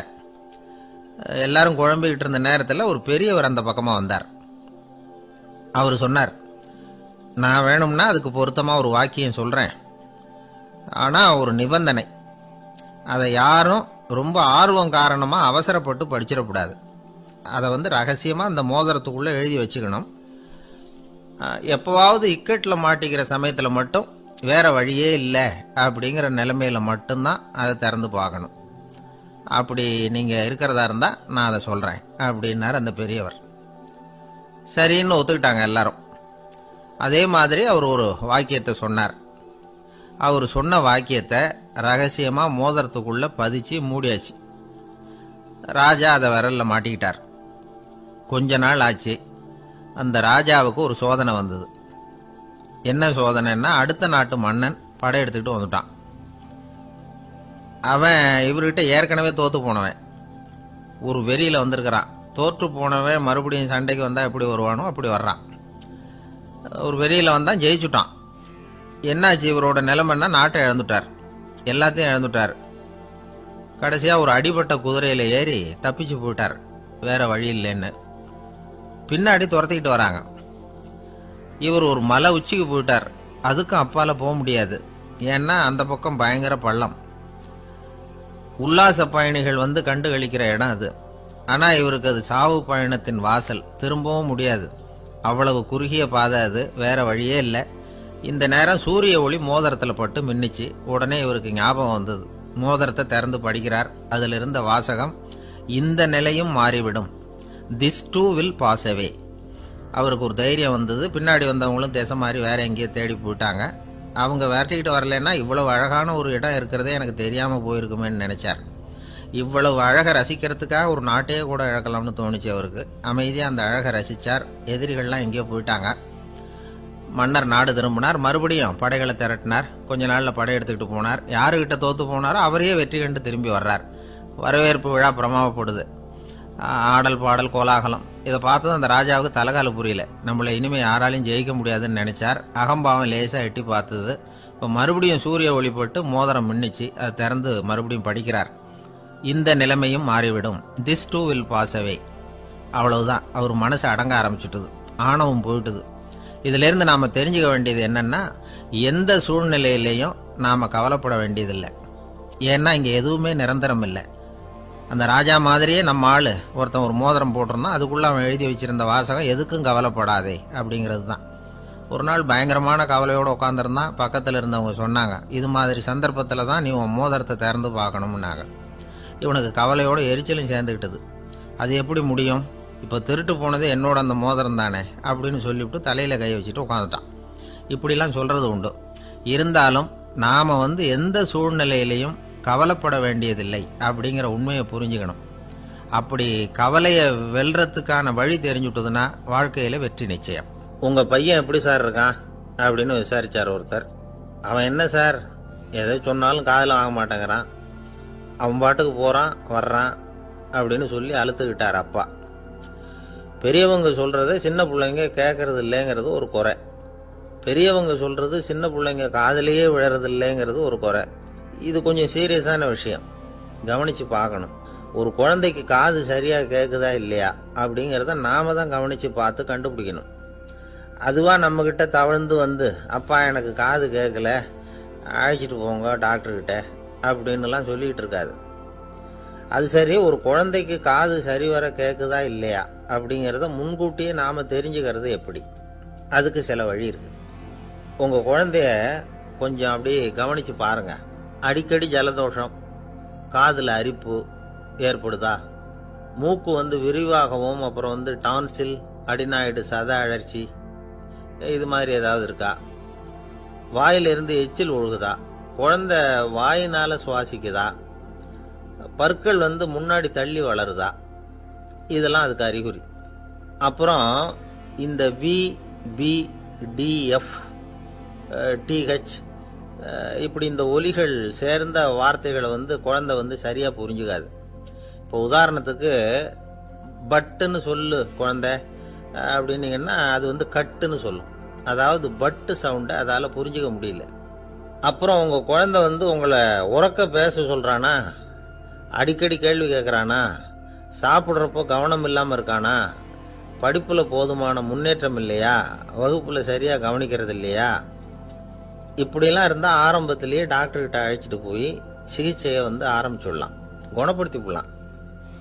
குழந்தைக்கு காது சரியா கேட்கலன்னா நீங்க செய்ய வேண்டியது என்ன தெரியுமா? அவனுக்கு காது கேட்கலங்கிறதுக்காக அவன் முன்னாடி சத்தம் போட்டு பேசக்கூடாது. மெதுவா சீரா பேசணும், அவனை பார்த்து பேசணும். உங்க உதட்டு அசைவுகள் அவனுக்கு உதவும், அதை பார்த்தே புரிஞ்சுக்குவான். நீங்க வாயில வெத்தலை பாக்கு போட்டுக்கிட்டோ புகை பிடிச்சிக்கிட்டோ பேசக்கூடாது. அப்படி பேசினா அவனால அந்த உச்சரிப்பை சரியா புரிஞ்சுக்க முடியாது.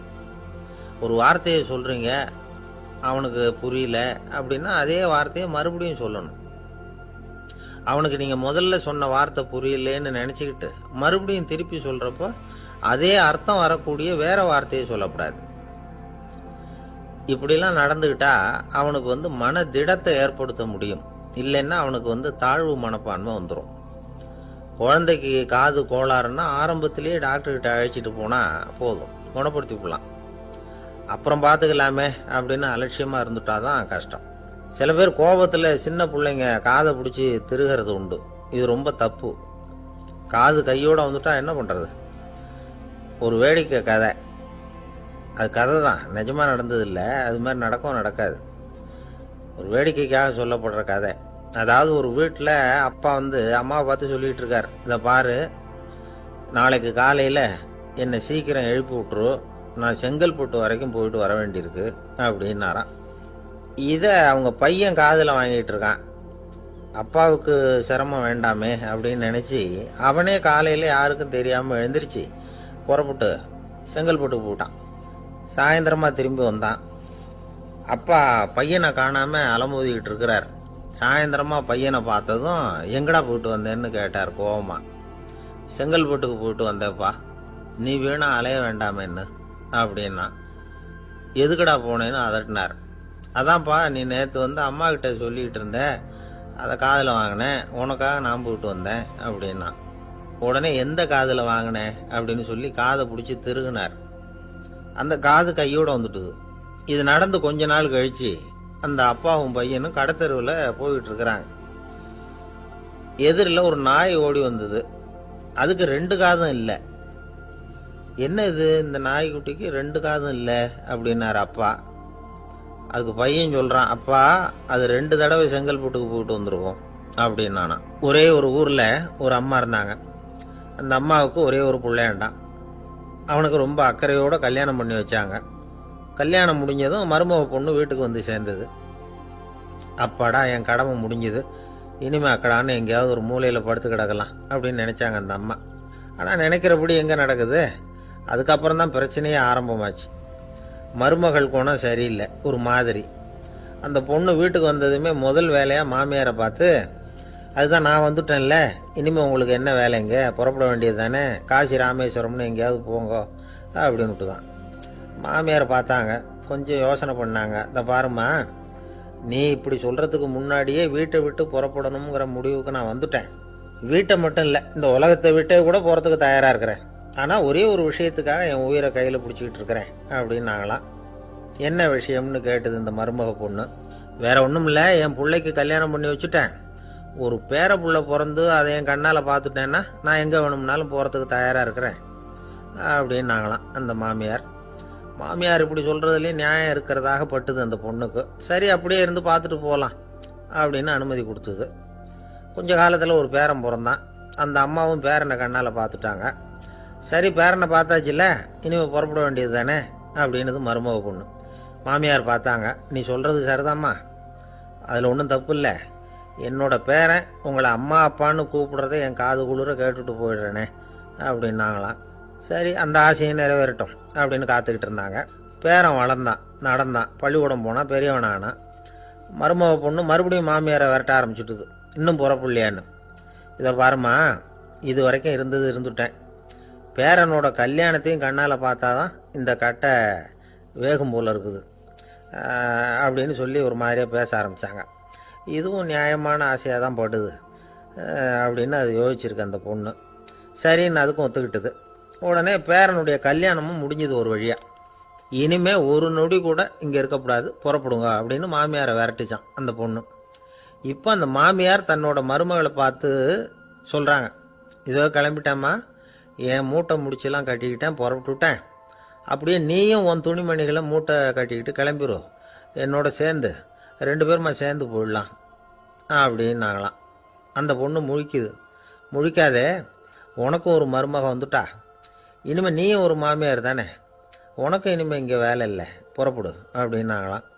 அப்போ தான் அந்த பொண்ணு சிந்திக்க ஆரம்பிச்சுதான், தன்னோட தவறு புரிஞ்சுதான். இந்த தகவலை கேட்டுக்கிட்டு இருக்கிற மருமகள்லாம் இதை பற்றி கொஞ்சம் யோசித்து பார்க்கணுங்கிறதுக்காகத்தான் இதை சொல்கிறோம் மாமியார்கள் சார்பாக. கொஞ்ச நாளைக்கு முன்னாடி ஒரு பொண்ணை பார்த்து பேசுகிற சந்தர்ப்பம் கிடைச்சிது ஒரு கல்யாண வீட்டில். அந்த பொண்ணு சொல்லிச்சு, சார் எனக்கு கல்யாணம் ஆகி 15 வருஷம் ஆகுது, நான் மாமியார்கிட்ட சண்டை போட்டதே இல்லை அப்படின்னு ரொம்ப அடக்கமாக சொல்லிச்சு. அது எப்படிம்மா சாத்தியமாச்சுன்னு கேட்டோம். எனக்கு கல்யாணம் ஆகி 15 வருஷம்தான் ஆச்சு, ஆனால் என் மாமியார் செத்து போய் 20 வருஷத்துக்கு மேலே ஆயிட்டுது அப்படின்னுது. லோகமானிய பாலகங்காதர திலகர் இருந்தார்ல, அவருக்கு 15 வயசுலேயே கல்யாணம் நடந்துதான். மனைவி பேர் தபிபாய், ரொம்ப பெரிய குடும்பத்து பொண்ணு, நல்ல குணம். அவங்க குடும்பம் நடத்திக்கிட்டு இருக்கிறாங்க. அந்த காலத்தில் திருடர்கள் பயம் அதிகம். இந்த காலத்தில் மட்டும் என்னன்னு கேட்குறீங்களா? நீங்கள் கேட்குறது நியாயம்தான். இருந்தாலும் இந்த காலத்து திருடனுக்கும் அந்த காலத்து திருடனுக்கும் ஒரு முக்கியமான வித்தியாசம் உண்டு.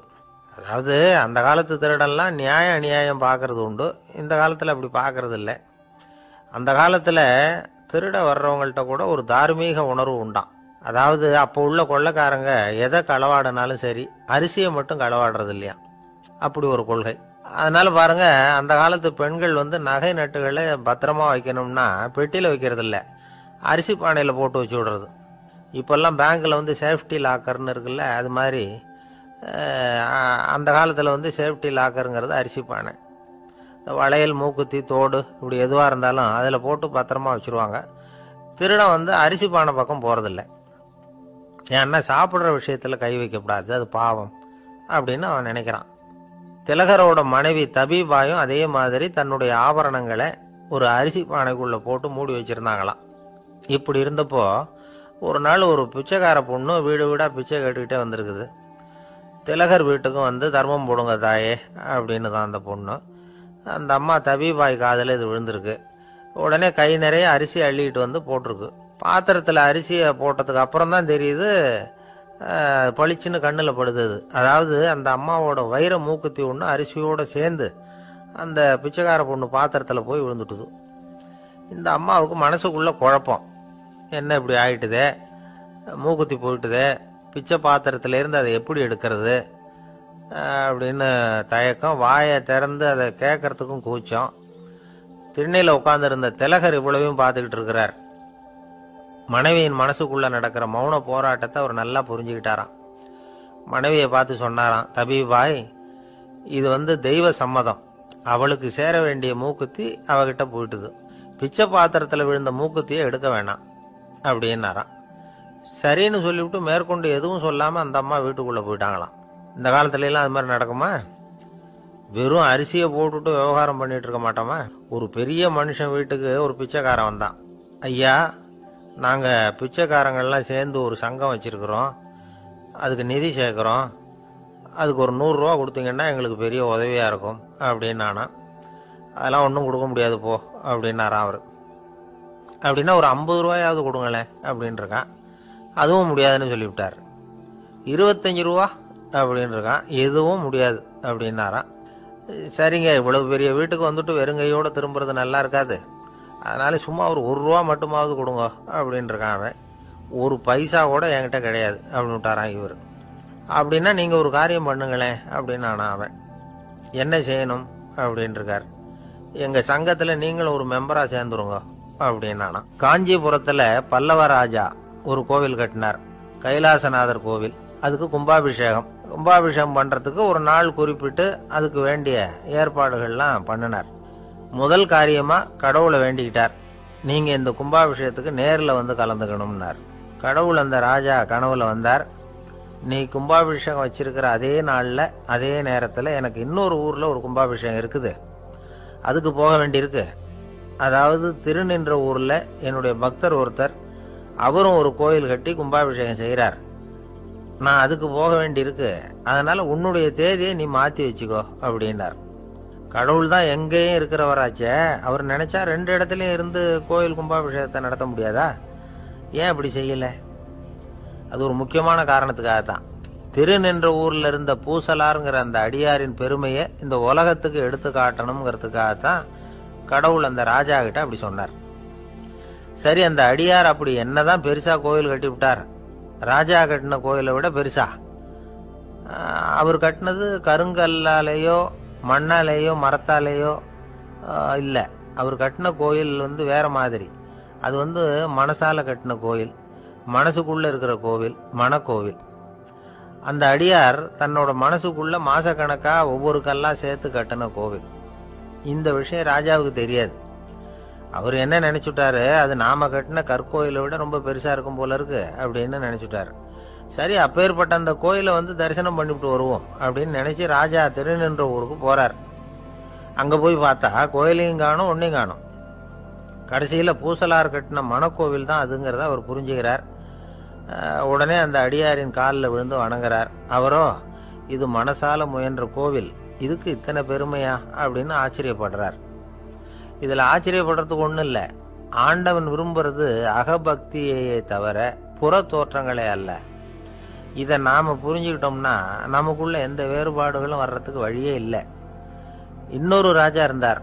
அவர் ஆண்டவனுக்கு படைக்கிறதுக்காக ஒரு தார் நல்ல செவ்வாழை பழமா எடுத்துக்கிட்டு போகணும்னு நினைச்சார். அதனால முத நாளே அதை வாங்கிட்டு வர சொன்னார் வேலைக்காரங்கிட்ட. வேலைக்காரன் போனான், கடைத்தெருவில் ஒரு தார் பழம் வாங்கினான். வர்ற வழியில அவன் குடிசை அப்படியே எட்டி பார்த்துட்டு போவோமேன்னு நினைச்சான். போனான். அங்கே இவனோட குழந்தை பாவம் பசியால கத்திக்கிட்டு இருக்கு. இவன் பார்த்தான், இவ்வளவு பெரிய தாரில் ஒரு 2 பழம் எடுத்தா தெரியவா போகுது அப்படின்னு நினைச்சு ஒரு 2 பழத்தை பிச்சு அந்த குழந்தைகிட்ட கொடுத்தான். அதை வாங்கி வயிறார சாப்பிட்டுது, பசி அடங்குச்சு, விளையாட போயிட்டுது. இவன் அதுக்கப்புறம் வாழைப்பழத்தை எடுத்துக்கிட்டு அரண்மனைக்கு வந்தான். 2 பழம் பிச்சிருக்கிறது ராஜாவுக்கு தெரிஞ்சு போச்சு. இவன் உண்மையை சொல்லிவிட்டான். உடனே ராஜா, கடவுளுக்கு படைக்க வேண்டிய பொருளை குழந்தை எச்சில் பண்ண விட்டுருக்கியே அப்படின்னு சொல்லி அவனை கட்டி வச்சு சாட்டையால் அடிச்சார் பாவம். மறுநாள் பழத்தை கோயிலுக்கு எடுத்துட்டு போனார். கடவுள் முன்னாடி வச்சார். கடவுள் கண்ணை திறந்து பார்த்தார், பழம்லாம் அழுகி இருக்குது. என்ன இது அழுகி போன பழம் அப்படின்னார். ராஜா முழிச்சார். நல்லா தானே இருந்தது அப்படின்னு நினைச்சார். அப்போ கடவுள் அந்த ராஜா கிட்ட சொன்னாராம், இதை பார்ப்பா, இந்த தாரில் 2 பழம் தான் நல்ல பழம், அந்த 2 பழங்களையும் நேத்திக்கே நான் சாப்பிட்டுட்டேன் அப்படின்னாராம். அப்பதான் ராஜாவுக்கு புரிஞ்சுது, ஏழை குழந்தையின் பசியை தீர்க்கறதுக்காக உதவுன அந்த 2 பழம் தான் இறைவன் சாப்பிட்ட பழம்னு. இறைவன் இருக்கிற இடம் எது? இதுதான். ஒரு அப்பாவுக்கு 2 பிள்ளைங்க. மூத்தவன் ரொம்ப அடக்கம், அப்பா எது சொன்னாலும் கேட்பான். பெரியவங்களுக்கு கீழ்ப்படிஞ்சு நடப்பான். இளையவன் அப்படி இல்லை, தான் நினைச்சதை தான் சொல்லுவான், செய்வான். அடுத்தவங்க சொல்றதை கேட்க மாட்டான், அடங்கி நடக்க மாட்டான். இந்த 2 பேர்ல யாரை உங்களுக்கு பிடிக்கும்? பெரியவனை தான் பிடிக்கும். ஏன்னா அவன் தான் சொல்ற பேச்சை கேட்கறவன் அப்படின்னு சொல்லுவீங்க. ஆனா ஒரு ஞானி என்ன சொல்றாரு தெரியுமா? ஒரு குழந்தை அதன் அறிவுக்காக மதிக்கப்பட வேண்டுமே தவிர அதனுடைய கீழ்ப்படியும் தன்மைக்காக அல்ல அப்படிங்கிறார். நம்ம குழந்தைகளை சுயமா சிந்திக்கிறதுக்கு நாம விடுறதில்ல, மற்றவங்களை பார்த்து காப்பி அடிக்கிறதுக்கு தான் நாம் அவங்களுக்கு கற்றுக் கொடுக்குறோம். புகழ்பெற்ற மனிதர்கள் சிலருடைய பேரை சொல்லி நீயும் அவர் மாதிரி ஆகணும், இவர் மாதிரி ஆகணும் அப்படின்னு சொல்லிகிட்டே இருக்கிறோம். குழந்தைகள் தங்களுடைய தனித்தன்மையை வளர்த்துக்கிறதுக்கு நாம் தடையாக இருக்கிறோம். ஒரு குழந்தைகிட்ட அனாவசியமாக நம்பிக்கையை வளர்த்துடக்கூடாது, எந்த கோட்பாட்டையும் திணிக்கக்கூடாது. நாம் ஏற்கனவே அர்த்தமில்லாத கருத்துக்களையும் கொள்கைகளையும் மனசில் போட்டு நிரப்பி வச்சிருக்கிறோம். இந்த உலகத்துக்கு புதுசாக சேர்ந்திருக்கிற ஒரு குழந்தையின் தூய்மையான மனசில் நம்ம கருத்துக்களை அறிமுகம் செய்ய அல்லது திணிக்கிறதுக்கு நமக்கு எந்த அதிகாரமும் கிடையாது. ஒரு குழந்தைய நீ இந்த மதத்தை சேர்ந்தவன் அப்படின்னு பிறந்ததுமே ஒரு முத்திரை குத்தி போடுறோம். இது அதோட சுதந்திரத்தை ஆரம்பத்திலேயே கிள்ளி எறியறது மாதிரி தான். நீங்க ஒரு மதத்தின் வழிமுறைகளை கடைபிடிச்சிட்டு வர்றீங்க, அந்த வழியில போய்கிட்டு இருக்கிறீங்க, சரி, அதனால போறீங்க. அதுக்காக உங்க குழந்தையையும் அதே வழியில தான் வரணும் அப்படின்னு கட்டாயப்படுத்துறதுக்கு உங்களுக்கு என்ன உரிமை இருக்குது? அந்த குழந்தை சுயமா சிந்திச்சு ஒரு முடிவுக்கு வரட்டுமே, அதுக்கு நீங்க ஏன் தடையா இருக்கிறீங்க? நமக்கு உண்மையிலேயே நம்ம குழந்தை மேல அன்பு இருந்தா இது மாதிரி திணிப்பு வேலைகளை செய்யக்கூடாது. திணிப்பு வேலைகளிலிருந்து குழந்தைகளை காப்பாத்தினா போதும், அதுதான் ரொம்ப முக்கியம். அடுத்த தலைமுறை அற்புதமான தலைமுறையா உருவாகும். நாம தான் சாதி மத சங்கடங்கள்ல மாட்டிக்கிட்டு தவிக்கிறோம். அவங்களாவது சாதி மத வேறுபாடு இல்லாத சமுதாயத்தை பார்க்கட்டுமே, அந்த சௌகரியங்களை அனுபவிக்கட்டுமே. அதுக்கு நாம என்ன செய்யணும்னா ஒன்றும் செய்யாம இருந்தா போதும். ஒரு குழந்தைகிட்ட நம்ம கருத்தை திணிக்கும் பொழுது என்ன ஆகுது தெரியுமா? அது அவனை அவங்கிட்ட இருந்தே அப்புறப்படுத்தி விடுது, அவனுடைய தனித்தன்மையை அழிச்சுடுது, அவனை ஒரு எல்லைக்குள்ள திணிச்சுடுது. இதெல்லாம் அன்புங்கிற பேரால பெற்றோர்கள் செய்கிற தப்பு. இதெல்லாம் கேட்டுக்கிட்டு இந்த காலத்தில் அப்பா ஒருத்தர் சொன்னார், நான் கருத்துக்களை எல்லாம் என் பையன்கிட்ட திணிக்கிறது இல்லைங்க, ஆனால் அதிகமாக சாப்பிட சொல்லி கட்டாயப்படுத்துவேன் அப்படின்னார். உங்கள் வீட்டு சமையல் அவ்வளவு நல்லா இருக்குமான்னு கேட்டாங்க. நல்லா இருந்தால் நான் ஏன் அவனை சாப்பிட சொல்லி கட்டாயப்படுத்த போகிறேன் அப்படின்னார். ஒரு ஊரில் ஒரு மன்னன் இருந்தான், கொடுங்கோல் மன்னன். நிறைய தொந்தரவு பண்ணிக்கிட்டு இருந்தான். அவன் ஒரு தடவை என்ன பண்ணான் தெரியுமா? ஒரு தப்பும் பண்ணாத ஒரு இளைஞனை பிடிச்சி ஜெயிலில் அடைச்சுட்டான். அந்த பையனோட சொந்தக்காரங்கள்லாம் ராஜா கிட்ட போனாங்க. அவன் ஒரு தவறும் பண்ணலை, அவனை விடுதலை பண்ணுங்க அப்படின்னு கெஞ்சி கேட்டுக்கிட்டாங்க. மன்னன் யோசனை பண்ணான், அந்த இளைஞனை கூப்பிட்டுக்கிட்டு வர சொன்னான். அவனை கொண்டாந்து ராஜா முன்னாடி நிறுத்தினாங்க.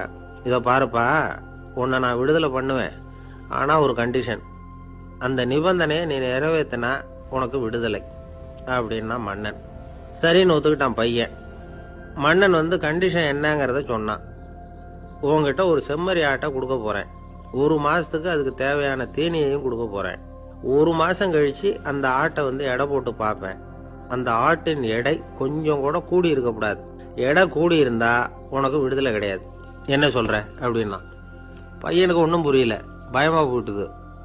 குழம்பிக்கிட்டே நின்றுகிட்டு இருக்கிறான். சரி, ஒரு நாள் டைம் தரேன், நல்லா யோசனை பண்ணி பார்த்துட்டு நாளைக்கு உன் முடிவை சொல்லு அப்படின்னா மன்னன். பையன் கவலையோட வெளியில வந்தான். அங்க ஒரு பெரியவர் நின்றுகிட்டு இருந்தார். அவர்கிட்ட விஷயத்த சொன்னான். அந்த பெரியவர் இந்த பையனுக்கு காதோட காதா ஒரு வழியை சொல்லி கொடுத்தார். அதை கேட்டதும் பையன் மறுபடியும் மன்னன் முன்னாடி நின்னா, உங்க நிபந்தனையை ஏத்துக்கிறேன்னு சொன்னான். மன்னன் ஒரு ஆட்டுக்குட்டியையும் அதுக்கு 1 மாசத்துக்கு தேவைப்படுற தீவனத்தையும் கொடுக்கும்படியா உத்தரவு போட்டான். கொடுத்தாங்க, ஓடிட்டு போயிட்டான். 1 மாசம் தினமும் தவறாம அந்த தீவனத்தை ஆட்டுக்குட்டிக்கு போட்டுக்கிட்டு இருக்கிறான். 1 மாசம் கழிச்சு அந்த ஆட்டை அரண்மனைக்கு ஓட்டிகிட்டு போனான். மன்னன் அதை எடை போட்டு பார்க்கறான், எடை கூடவே இல்லை, அப்படியே தான் இருக்குது. உடனே போட்ட நிபந்தனைப்படி அந்த இளைஞனை விடுதலை பண்ணிவிட்டான். சரி, ஆட்டுக்கு எடை கூடாம இருக்கிறதுக்கு அந்த பெரியவர் சொல்லி கொடுத்த யோசனை என்ன அப்படின்னா, அது வேற ஒன்றும் இல்லை. அந்த ஆட்டுக்கு எதிரில் அது கண்ணில் படுற மாதிரி ஒரு ஓநாயை கட்டி போட சொன்னார். அவ்வளவுதான். ஆட்டுக்கு ஓநாய்ங்கிறது பிறவி பகை. ஓநாயை பார்த்தா ஆடு நடுங்க ஆரம்பிச்சிரும், அவ்வளவு பயம். தினமும் அந்த ஆடு பயந்துகிட்டே தீனி சாப்பிட்டுது, எடை கூடல. அதுதான் ரகசியம். இது சின்ன பிள்ளைங்களுக்கான ஒரு கதை. இதிலேருந்து தெரிஞ்சுக்க வேண்டிய உண்மை என்னன்னா, நாமெல்லாம் சாப்பிட்றப்ப மனசும் உடம்பும் அமைதியாக இருக்கணும். அப்போ தான் அது உடம்புல ஒட்டும். அவசரத்துலையும் பயத்துலையும் சாப்பிட்டா அது சரியா ஜீரணம் ஆகாது. இன்னொரு ராஜா இருந்தார். அவரும் ஒரு இளைஞனை ஜெயிலில் அடைச்சி விட்டார். விடுதலை பண்ணணும்னா ஒரு கண்டிஷன்னார். என்னன்னு கேட்டான். ஒரு ஆட்டுக்குட்டியை அவன் முன்னாடி கொண்டாந்து நிறுத்துவேன். நீ அதுக்கிட்ட ஒரு கேள்வி கேட்கணும். அதுக்கு சரியான பதிலை சொல்லணும். அப்படி செஞ்சுட்டா உனக்கு விடுதலைன்னார். இளைஞன் யோசனை பண்ணி பார்த்தான். சரின்னு ஒத்துக்கிட்டான். அது பிரகாரமே ஆட்டுக்குட்டியை பதில் சொல்ல வச்சுட்டான். என்ன நடந்தது தெரியுமா? ஆட்டுக்குட்டியை கொண்டாந்து நிறுத்தினாங்க. இவன் மெதுவாக அதுகிட்ட போனான். அது காதுகிட்ட போய் ஏப்ரலுக்கு அடுத்த மாதம் என்ன மாதம்னு கேட்டான். அது உடனே மேன்னு கத்திச்சு. இவன் விடுதலை ஆயிட்டான். ஒரு நாள் ராமர் அரசவையில் உட்கார்ந்துருக்கிறார். ராமராஜ்யம் நடந்துகிட்டு இருந்த நேரம். அந்த சமயத்தில் ஒரு நாய் அரச சபைக்கு வந்துதான். அது தலையில் அடிபட்டு ரத்தம். அந்த கோலத்தில் அது அங்கே வந்தது. எல்லாரும் ஆச்சரியமாக அதை பார்த்தாங்க. ராமரும் அந்த நாயை பார்த்தார். நீங்கள் வந்த காரியம் என்ன, என்ன நடந்தது, எதுவாக இருந்தாலும் பயப்படாமல் சொல்லு அப்படின்னார். உடனே அந்த நாய் மெதுவாக சொல்ல ஆரம்பிச்சுதான். ஐயா, நான் தெருவில் போய்கிட்டு இருந்தேன். வழியில் ஒருத்தர் வந்தார். அவர் வேத சாஸ்திரம்லாம் படித்த பெரியவர். அவர் எந்த காரணமும் இல்லாமல் அவர் கையில் வச்சிருந்த குச்சியால் என் தலையில் அடிச்சுட்டார். அதுதான் தலையில் ரத்தம். இதை நீங்கள் விசாரித்து தகுந்த தீர்ப்பு வழங்கணும் அப்படின்னு தான் அந்த நாய். ராமர் பார்த்தார். உடனே தன்னுடைய காவலர்களை அனுப்புனார். அந்த ஆளை எங்கே இருந்தாலும் போய் கொண்டுகிட்டு வாங்க அப்படின்னு விட்டார். காவலர்கள் போனாங்க. அந்த ஆளை பிடிச்சி கொண்டு வந்துட்டாங்க. அரண்மனைக்கு வா அப்படின்னு சொல்லி கூப்பிட்டுட்டு வந்துட்டாங்க. என்ன நடந்ததுன்னு விசாரித்தார் ராமர். அதுக்கு அந்த ஆள் சொன்னார். நான் வீதி வழியாக வந்துக்கிட்டு இருந்தேன். குறுக்க இந்த நாய் வந்தது. நான் அவசரமாக போய்கிட்டு இருந்தேன். இது எனக்கு வழி விடாமல் குறுக்க பூந்து இடைஞ்சல் பண்ணிச்சு. எனக்கு கோபம் வந்துட்டுது. அதனால் அடிச்சுட்டேன். வேத சாஸ்திரம் படித்த நான் என் வசம் இழந்து கோபப்பட்டது பெரிய தப்பு தான். அதை நான் ஒத்துக்கிறேன். குற்றத்தை ஒப்புக்கொள்கிறேன். எனக்கு என்ன தண்டனை கொடுக்கணுமோ அதை கொடுங்க, ஏற்றுக்கிறேன் அப்படின்னு விட்டார். சரி, இப்போ அந்த ஆளுக்கு தண்டனை கொடுக்கணும். என்ன தண்டனை கொடுக்கறது யோசனை பண்ணார் ராமர். அதையும் அந்த நாய்கிட்டே கேட்டார். நீயே சொல்லு, என்ன தண்டனை கொடுக்கலாம் இவருக்கு அப்படின்னார். இதுக்கு அந்த நாய் என்ன சொல்லிச்சு தெரியுமா? இவரை ஏதாவது ஒரு கோயிலுக்கு தர்மகர்த்தாவாக நியமனம் பண்ணி கொடுங்க, அதுதான் இவருக்கு சரியான தண்டனை அப்படின்னுது. இதை கேட்டதும் ராமர் முகத்தில் புன்னகை. ஆனால் அங்கே இருந்த மற்றவங்களுக்கெல்லாம் ஆச்சரியம். அது எப்படி தப்பு செஞ்சவங்களுக்கு தண்டனை கொடுக்கறது தானே நியாயம், அதை விட்டுட்டு தர்மகர்த்தா பதவியை கொடுக்க சொல்லுதே இந்த நாய் அப்படிங்கிற ஆச்சரியம். இந்த சந்தேகத்தை அந்த நாய்கிட்டே கேட்டாங்க அங்கே இருந்தவங்க. இதுக்கு அந்த நாய் பதில் சொல்லிச்சான். நான் போன பிறவியில் ஒரு கோயிலுக்கு தர்மகர்த்தாவாக இருந்தேன். எவ்வளவோ கவனமாக எச்சரிக்கையாக தான் என்னுடைய கடமைகளை எல்லாம் செஞ்சுக்கிட்டு வந்தேன். அப்படி இருந்தாலும் சில சமயங்களில் என்னையும் மீறி கோயில் செல்வத்தை நான் அனுபவிக்கிறதுக்கு காரணமாயிட்டேன். ஒரு கோவிலுக்கு தர்மகர்த்தாவாக இருக்கிறவங்க எப்படியும் இந்த பாவத்திலேருந்து தப்பிக்கிறது கஷ்டம். அதனால தான் நான் இந்த பிறவியில் நாயாக பிறந்து இப்படி கஷ்டப்படுறேன். இதே நிலைமை இந்த ஆளுக்கும் ஏற்படணும் அப்படிங்கிறதுக்காக தான் அவரையும் ஒரு கோயிலுக்கு தர்மகர்த்தாவை நியமிக்கும்படி கேட்டுக்கிட்டேன் அப்படின்னு தான் இந்த நாய். இதிலேருந்து என்ன தெரியுது? எந்த பதவியில் நாம் இருந்தாலும் நமக்கு தெரியாமல் கூட அதை தவறாக உபயோகப்படுத்தக்கூடாதுங்கிறத இதிலேருந்து புரிஞ்சுக்கணும். இல்லைன்னா அடுத்த பிறவியில் நாயாக பிறந்து எங்கேயாவது போய் வாழை ஆட்டிட்டு நிற்க வேண்டியது தான். கோவில் வாசலில் 2 நாய் பேசிக்கிட்டு இருந்துதான். போன ஜென்மத்தில் நான் மனுஷனாக தான் இருந்தேன். ஒரு கோவில் பூசாரி பேச்சை கேட்டுவிட்டு அவரோட கூட்டு சேர்ந்துக்கிட்டு ஆண்டவன் போட்டிருந்த நகையெல்லாம் அபகரித்து என்கிட்ட கொடுத்தாரு அவர். நான் எடுத்துகிட்டு வந்துட்டேன். திருடினது அந்த ஆள் தான், எடுத்துக்கிட்டு வந்தது தான் நான். இருந்தாலும் நான் மட்டும் நாயாக பிறந்துட்டேன். இப்போ மட்டும் அந்த பூசாரி என்கிட்ட மாட்டினா கடித்து குதறி விடுவேன் அப்படின்னு தான். அவசரப்பட்டு அப்படி செஞ்சுடாதே.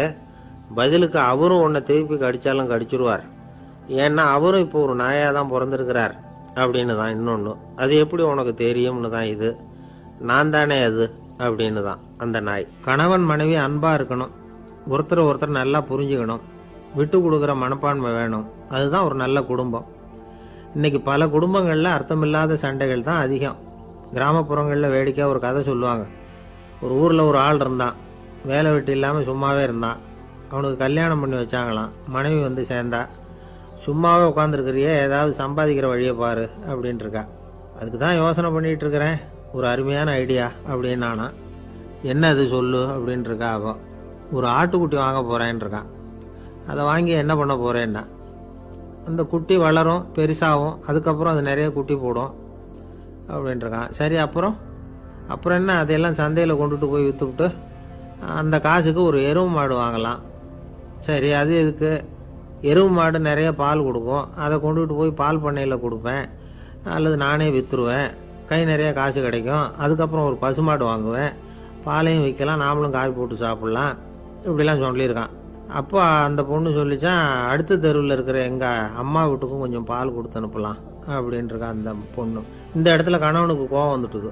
அது எப்படி உங்கள் அம்மா வீட்டுக்கு எதுக்கு கொடுக்கணும், அதெல்லாம் முடியாதுன்றிருக்கான். இந்த இடத்துல சண்டை ஆரம்பமாயிட்டுது. கொஞ்ச நேரத்தில் 2 பேரும் சத்தம் போட ஆரம்பிச்சிட்டாங்க. கடுமையான சண்டை நடக்கிறத பக்கத்து வீட்டுக்காரன் காதில் வாங்கினான். அவன் ஓடியாந்தான். அவனுக்கு தெரியும், வாங்காத மாட்டுக்காக இப்படி சண்டை போட்டுக்கிட்டு இருக்கிறாங்கங்கிறது அவனுக்கு புரியும். அவன் ஓடி வந்து சொன்னான், ஏண்டா உன்னோட பசுமாட்டை ஒழுங்காக கட்டி போடக்கூடாதான்ருக்கான். என்னடா சொல்கிறேன்னா இவன், உன் மாடு என் தோட்டத்தில் வந்து மேய்ஞ்சுட்டுது, பயிரெலாம் நாசமாயிட்டுது, 10,000 ரூபா அளவுக்கு சேதம், அதை வாங்கிட்டு போகிறதுக்கு தான் வந்தேன், குடுறா 10,000 நானா. இவன் அரண்டு போயிட்டான். அப்புறம் சொன்னான், டே நான் இன்னும் மாடே வாங்கலையே, அதுக்குள்ளே அது வந்து எப்படிடா உன் தோட்டத்தில் மேயும், என்னடா உளர்றேன்ருக்கான். நீ தாண்டா இப்போ உளறிக்கிட்டு இருக்க, மாடே வாங்கலை, அதுக்குள்ளே எப்படிடா வந்து உன்னுடைய மனைவி அவங்க அம்மா வீட்டுக்கு பால் கொடுத்து அனுப்ப முடியும் அப்படின்னு அவன் கேட்டானா.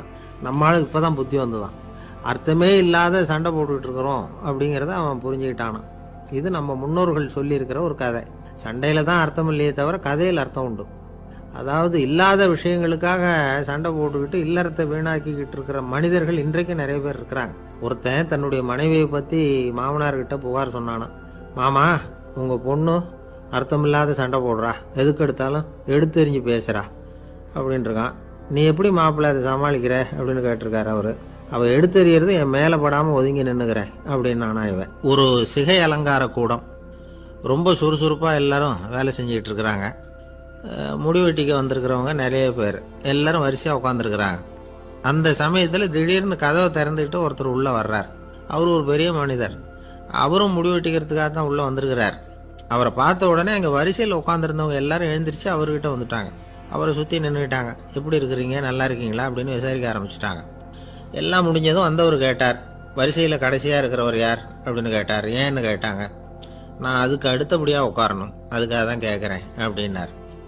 உடனே அங்கே இருந்தவங்கள்லாம் என்ன சொன்னாங்க தெரியுமா, நீங்கள் வந்து வரிசையில் காத்திருக்கக்கூடாது, நீங்கள் அரசாங்கத்தின் தலைவர், உங்களுக்கு நேரம் முக்கியம், அதனால் நீங்கள் முன்னாடி போங்க அப்படின்னு சொன்னாங்க. ஆனால் அதை அவர் கேட்கல. தோழர்களே, உங்களுடைய கருத்துக்கு ரொம்ப நன்றி, எல்லாரும் வரிசையாக தான் வரணும், அதுதான் முறை, வரிசையில் வரணுங்கிற நடைமுறையை நானும் பின்பற்ற விரும்புகிறேன், நாம் எல்லாரும் சமமானவர்கள் அப்படின்னார். இப்படி சொல்லிவிட்டு வரிசையில் கடைசியாக இருந்த ஒரு நாற்காலியில் போய் உட்காந்துக்கிட்டார்.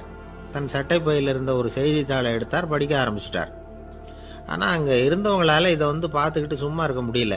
ஒருத்தர் எழுந்திரிச்சு வந்தார். ஐயா, இப்போ என்னுடைய முறை வந்திருக்குது, நான் தான் போக வேண்டிய முறை, உங்களை இங்கே காத்திருக்க வைக்கிறத விட ஒரு 5 ஆண்டுகளுக்கு கூட நான் வந்து முடிவெட்டிக்காமே இருந்துட முடியும் அப்படின்னார். அவர் மறுபடியும் சொன்னார், ஐயா நீங்கள் வந்து வரிசை முறையை தாண்டி போக விருப்பப்படல, சரி, ஆனால் என்னுடைய முறையை வந்து மாற்றி கொடுக்கறதுக்கு எனக்கு வந்து முழு உரிமை இருக்குது, இதுக்கு பதிலாக உங்களுடைய கடைசி இடத்த நான் எடுத்துக்கிறேன், இதை நீங்கள் மறுக்க முடியாதுன்னார். அங்கே இருந்த மற்றவங்களும் இதை ஒரு மனசாக வற்புறுத்த ஆரம்பிச்சிட்டாங்க. அந்த பெரிய மனிதர் பார்த்தார், சரின்னு கடைசியாக ஒத்துக்கிட்டார். அவர் யார் தெரியுமா, அவர் தான் மாவீரர் லெனின். ரஷ்யாவில் கிரெம்ளின் சிகை அலங்கார கூடத்தில் தான் இது நடந்தது. எல்லாரும் இந்நாட்டு மன்னர்கள்னு வாயளவில் பேசுறதுல என்ன பிரயோஜனம், நாம் எல்லாரும் சமங்கிறத நடைமுறையில் கடைபிடிச்சி காட்டினவங்க கொஞ்சம் பேர் தான். அவங்களில் ஒருத்தர் தான் லெனின்.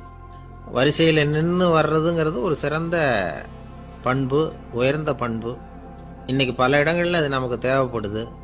ஒரு ரேஷன் கடைவாசல், கடை திறக்கிறதுக்கு முன்னாடியே எல்லாரும் வந்து வரிசையில் நின்றுட்டாங்க. கடைசியாக வந்த ஒருத்தர் கியூவில் முன்னாடி போகிறதுக்கு முயற்சி பண்ணுறார். ஏற்கனவே நின்றுட்டு இருக்கிறவங்க அவரை முன்னாடி போகிறதுக்கு விட மாட்டேங்கிறாங்க. கடைசியாக போய் நில்லையா அப்படின்னு எல்லாரும் கத்துறாங்க. அது அவர் காதில் வாங்கலை, முண்டி அடிச்சுக்கிட்டு முன்னாடி போகிறதுக்கே முயற்சி பண்ணிகிட்டு இருக்கிறார். எல்லாரும் சேர்ந்து அவரை வலுக்கட்டாயமாக இழுத்து கொண்டாந்து பின்னாடி கொண்டு போய் நிறுத்திவிட்டாங்க. நிறுத்திவிட்டு சொன்னாங்க, அதை பாருப்பா, நாங்கள் இருக்கிற வரைக்கும் நீங்கள் முன்னாடி போய் எதையும் வாங்க முடியாது, தெரிஞ்சுக்கோ அப்படின்னாங்க. இப்போ அந்த ஆள் சொன்னாராம், நான் இங்கே பின்னாடி நிற்கிற வரைக்கும் நீங்களும் எதுவும் வாங்க முடியாது அப்படின்னாராம். ஏன்னு கேட்டிருக்கிறாங்க. நான் தான் அந்த கடையை திறக்க வேண்டிய ஆள் அப்படின்னா. ஒரு சராசரி மனிதனுடைய இயல்பு என்ன? இன்பம் வந்தா துள்ளி குதிப்பான், துன்பம் வந்தா சோர்ந்து போய் ஒரு மூலையில உட்காந்துருவான். இவன் தான் சராசரி மனிதன். ஆனா ஒருத்தன் இன்பம் வந்தா அதுக்காக மகிழ்ச்சி அடையறதில்ல, துன்பம் வந்தா அதுக்காக சோர்ந்து போறதில்ல அப்படின்னு வச்சுக்கோங்க. அப்படி இருந்தா அவன் சாதாரண ஆள் கிடையாது. ஒரு ஊர்ல ஒரு ஞானி இருந்தார். அவரை தேடிட்டு ஒரு பெரியவர் வந்தார். ஐயா, ஞானத்துல சிறந்த ஞானம் எது அப்படின்னு கேட்டாராம். இதுக்கு அந்த ஞானி என்ன பதில் சொன்னார் தெரியுமா? இன்பத்தினால மகிழ்ச்சி அடையாமலும் துன்பத்தினால சோர்வு அடையாமலும் இருக்கிறது தான் அந்த ஞானம், பெரிய ஞானம் அப்படின்னாராம். சரி சுவாமி, அப்படிப்பட்ட ஞானம் உங்களுக்கு எப்படி வந்ததுன்னு கேட்டிருக்காரு இவரு. அதை நான் ஒரு கழுதைகிட்ட இருந்து கத்துக்கிட்டேன் அப்படின்னாராம் அவரு. இவருக்கு ஒன்றும் புரியல, ஒரு மாதிரியா முழிச்சிருக்கிறார். இதை அவர் புரிஞ்சுக்கிட்டார். நீங்க நாளைக்கு காலையில நம்முடைய ஆசிரமத்துக்கு வாங்க, புரிய வைக்கிறேன்னாராம். சரின்னு அவர் போயிட்டார். மறுநாள் காலையில ஆசிரமத்துக்கு வந்து சேர்ந்தார். ஞானி அவரை கூப்பிட்டு உட்கார வச்சார். வாங்க, வந்து இப்படி உட்காருங்க, கொஞ்ச நேரத்துல இந்த வழியா ஒரு கழுதை போகும், அதை கவனிச்சு பாருங்கன்னாராம். இவருக்கு இன்னமும் ஒன்றும் புரியாம போச்சு, ஒரே குழப்பம். இருந்தாலும் அந்த ஞானி சொன்னது மாதிரியே உட்கார்ந்துருக்கிறார். கொஞ்ச நேரத்துல அந்த வழியா ஒரு கழுதை போச்சு. அது முதுக நிறைய அழுக்கு மூட்டைகள், அதை சுமந்துக்கிட்டு போகுது.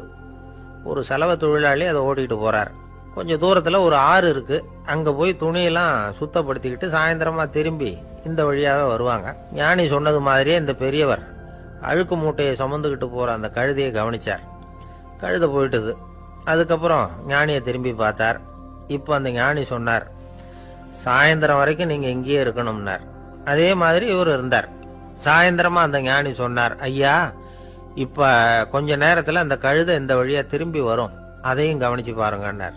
இவரும் கவனிச்சு பாக்குறார். கழுதை வந்தது. அது முதுகுல சலவை செய்யப்பட்ட துணி மூட்டை, அது பாட்டுக்கு சுமந்துக்கிட்டு போய்கிட்டு இருக்குது. பெரியவருக்கு ஒன்றும் புரியல, பொறுமை இழந்துட்டார். சரி சுவாமி, இந்த கழுதைக்கும் உங்க ஞானத்துக்கும் என்ன சம்பந்தம் அப்படின்னார். இப்ப அந்த ஞானி விளக்கினார். ஐயா, இந்த கழுதை இதே மாதிரி தினமும் காலையில அழுக்கு மூட்டைகளை சுமந்துக்கிட்டு ஆத்துக்கு போகுது, மாலையில வெண்மையான சுத்தமான துணிகளை சுமந்துக்கிட்டு திரும்பி ஊருக்கு போகுது. காலையில இது போகும் பொழுது முதுகல அழுக்கு மூட்டைகளை சுமந்துக்கிட்டு போறோமேங்கிற வருத்தமும் அதுக்கு கிடையாது. சாயந்தரம் திரும்பி வரும்பொழுது சுத்தமான துணிகளை சுமந்துக்கிட்டு வர்றோமேங்கிற மகிழ்ச்சியும் அதுக்கு இல்லை. இதை பார்த்துதான் நானும் அது மாதிரி ஞானத்தை கத்துக்கிட்டேன் அப்படின்னாராம். அதனால யாரு கத்து கொடுக்கறாங்க அப்படிங்கறத விட எதை கத்துக்கிறோம் அப்படிங்கிறது தான் முக்கியம்.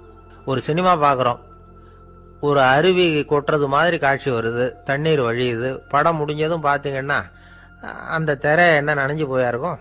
ஒரு தீப்பிடிச்சு எரியிற காட்சியை சினிமாவில் பாக்குறீங்க, காட்சி முடிஞ்சதும் அந்த வெண் திரையே கருகி போயா இருக்கும்.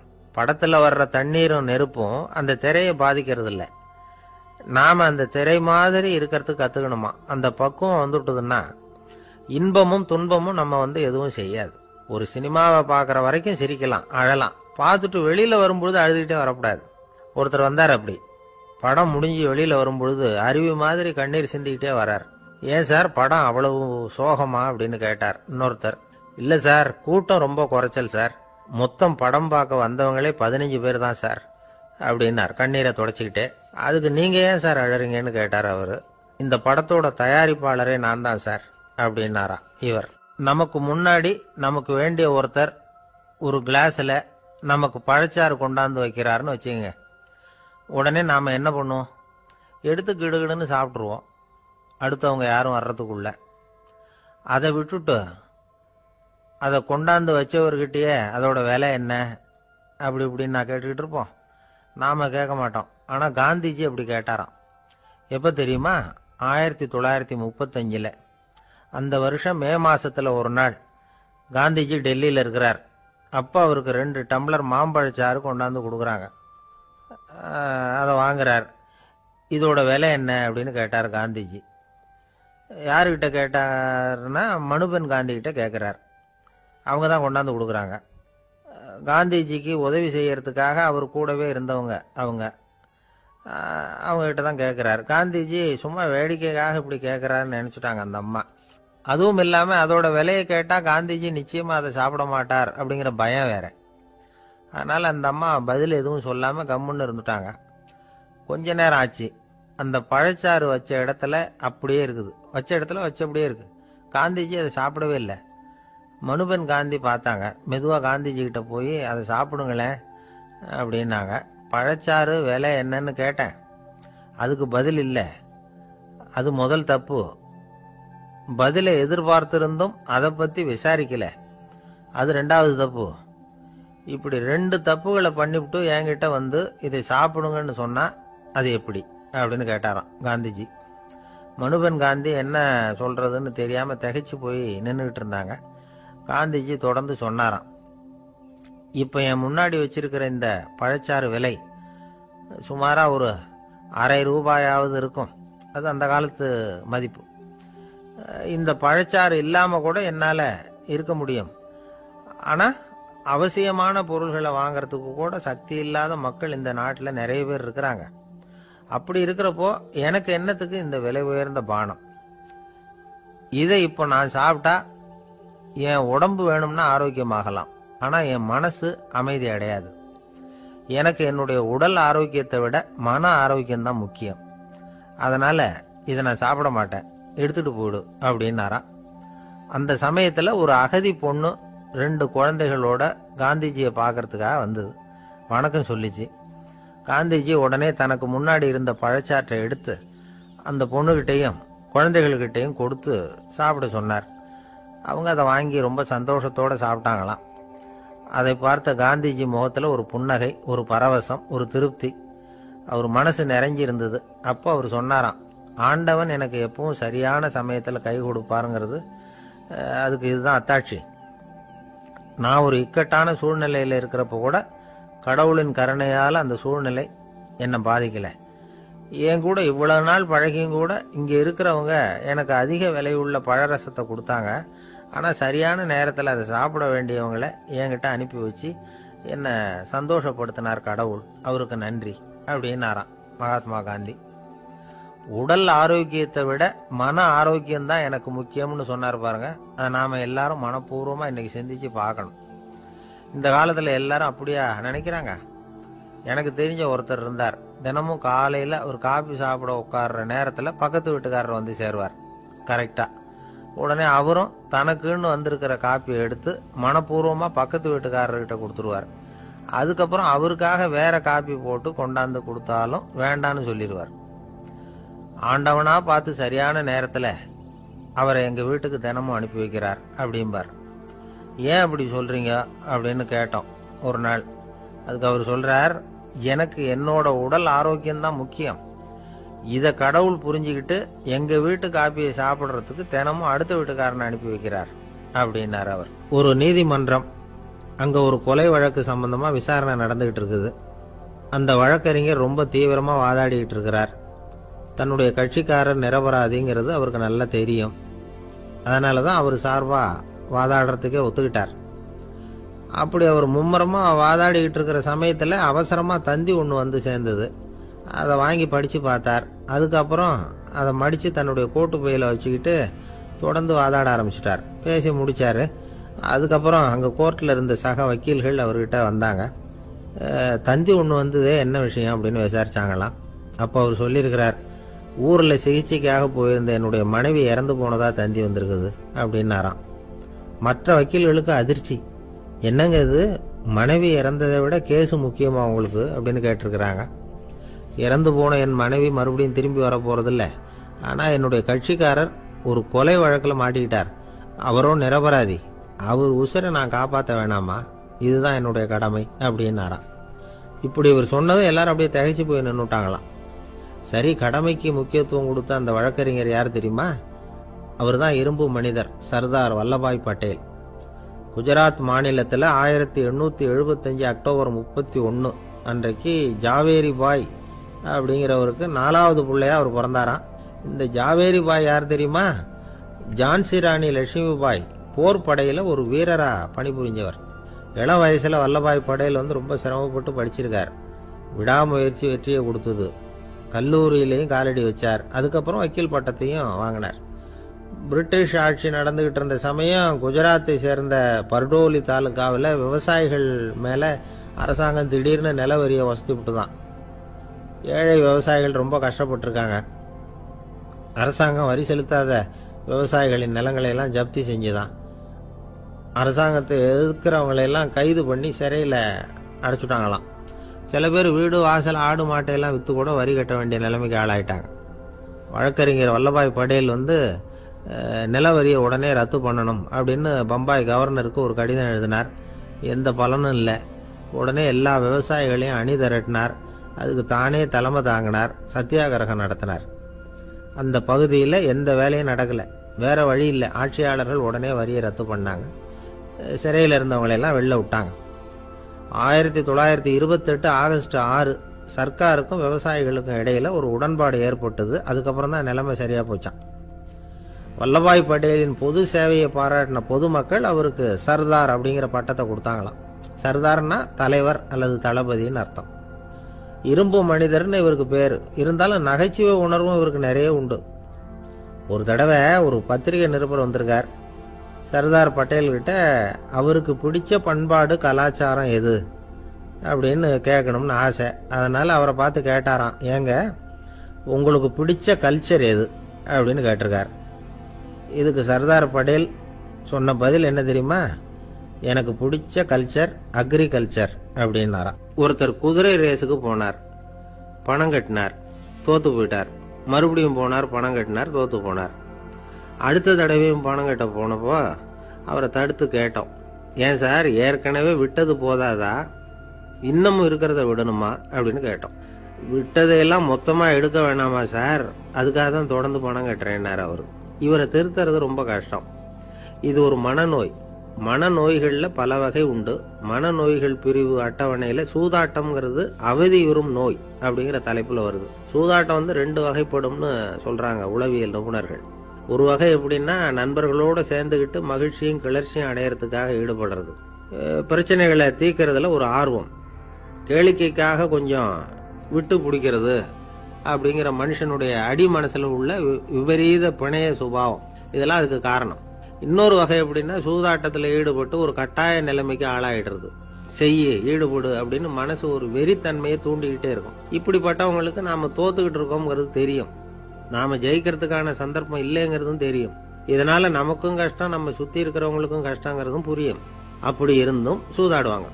இதுக்கு காரணம் சூதாடியின் பகற்கனவு அப்படிங்கிறாங்க நிபுணர்கள். இந்த நிலைமைக்கு கட்டாய சூதாட்டம் அல்லது நிர்பந்த சூதாட்டம் அப்படின்னு பேர் வச்சிருக்கிறாங்க. இப்படிப்பட்ட ஆசாமி இருக்கிறது பூரா விட்டுருவான், கடன் வாங்குவான், திருடுவான். இருந்தாலும் என்னைக்காவது ஒரு நாள் ஜெயிச்சிருவேன் அப்படின்னு சொல்லிக்கிட்டே இருப்பான். விட்டதை எடுத்துருவேங்கிற ஒரு நம்பிக்கை சுடர் அவனுக்குள்ள எரிஞ்சுக்கிட்டே இருக்கும். இவனை மனநோயாளி அப்படின்னு சொல்லிட முடியாதான். என்ன காரணம்னா, இது மாதிரி ஆளுங்க கிட்ட மன போராட்டமோ கவலையோ பதட்டமோ இருக்கிறது இல்லை. சில விசேஷமான குணங்கள் இவங்க கிட்ட உண்டு. எதிர்ப்பு உணர்ச்சி, சிறுபிள்ளைத்தனம், சட்ட திட்டங்களையும் சம்பிரதாயங்களையும் உட தெரியாத மனப்போக்கு, பொறுப்பில்லாத தன்மை, நெறிதவறி நடக்கிறது எல்லாம் இவங்க கிட்ட உண்டு. ஆனா வெளிப்பார்வைக்கு ரொம்ப சிநேகமா இருப்பாங்க, அன்பா இருப்பாங்க. அப்படி இருக்கிறதாக காட்டிக்குவாங்க. ஆதாயம், சுயலாபம் இதெல்லாம் கருதி தான் பழகுவாங்க. இவங்க கேட்குறப்ப நாம பணம் கொடுக்கலன்னு வச்சுக்கோங்க, நம்மளை கை விட்டுருவாங்க. நம்ம மேல அபாண்டமா பழி சுமத்துறது கூட தயங்க மாட்டாங்க. தங்களுடைய சூதாட்ட நடவடிக்கைகளுக்கு சாதகமான காரணங்களை சொல்லிட்டு இருப்பாங்க. நீ வேணும்னா பாரு, ஒரே நாள்ல நான் இழந்ததையெல்லாம் மீட்டு லட்சாதிபதி ஆறனா இல்லையா பாரு அப்படிம்பாங்க. தோத்து போறத ஒரு படிப்பினையா இவங்க எடுத்துக்கிறதே இல்லை. தோத்து போறதுலேயே இவங்களுக்கு ஒரு அலாதியான சுகம். தனக்குத்தானே துன்பத்தை வரவழைச்சிக்கிட்டு இன்பம் அடையிறதுக்கு தன்வதை சுகம் அப்படின்னு பேர். இவங்கெல்லாம் அந்த ரகம். சில பேர் எப்படி தெரியுமா, மந்திர எண்ணங்களை வரவழைச்சிக்கிறது, சூதாடுறதுக்காக ஆபீஸ்ல கையாடல் பண்றது, அடுத்தவங்க கிட்ட இருந்து திருடுறது. இந்த மந்திர எண்ணம் தீவிரமாச்சுன்னா ஒரு மாதிரியா பேச ஆரம்பிச்சிருவாங்க. தோல்விதான் சார் வெற்றிக்கு முதல் படியும்பாங்க. தன்னால பகடக்காய்களையும் குதிரை ஓட்டிகளையும், அதாவது இந்த ஜாக்கிகள், அதெல்லாம் கட்டுப்படுத்த முடியுங்கிற பித்து நிலைக்கு இவங்கெல்லாம் தள்ளப்பட்டுருவாங்க.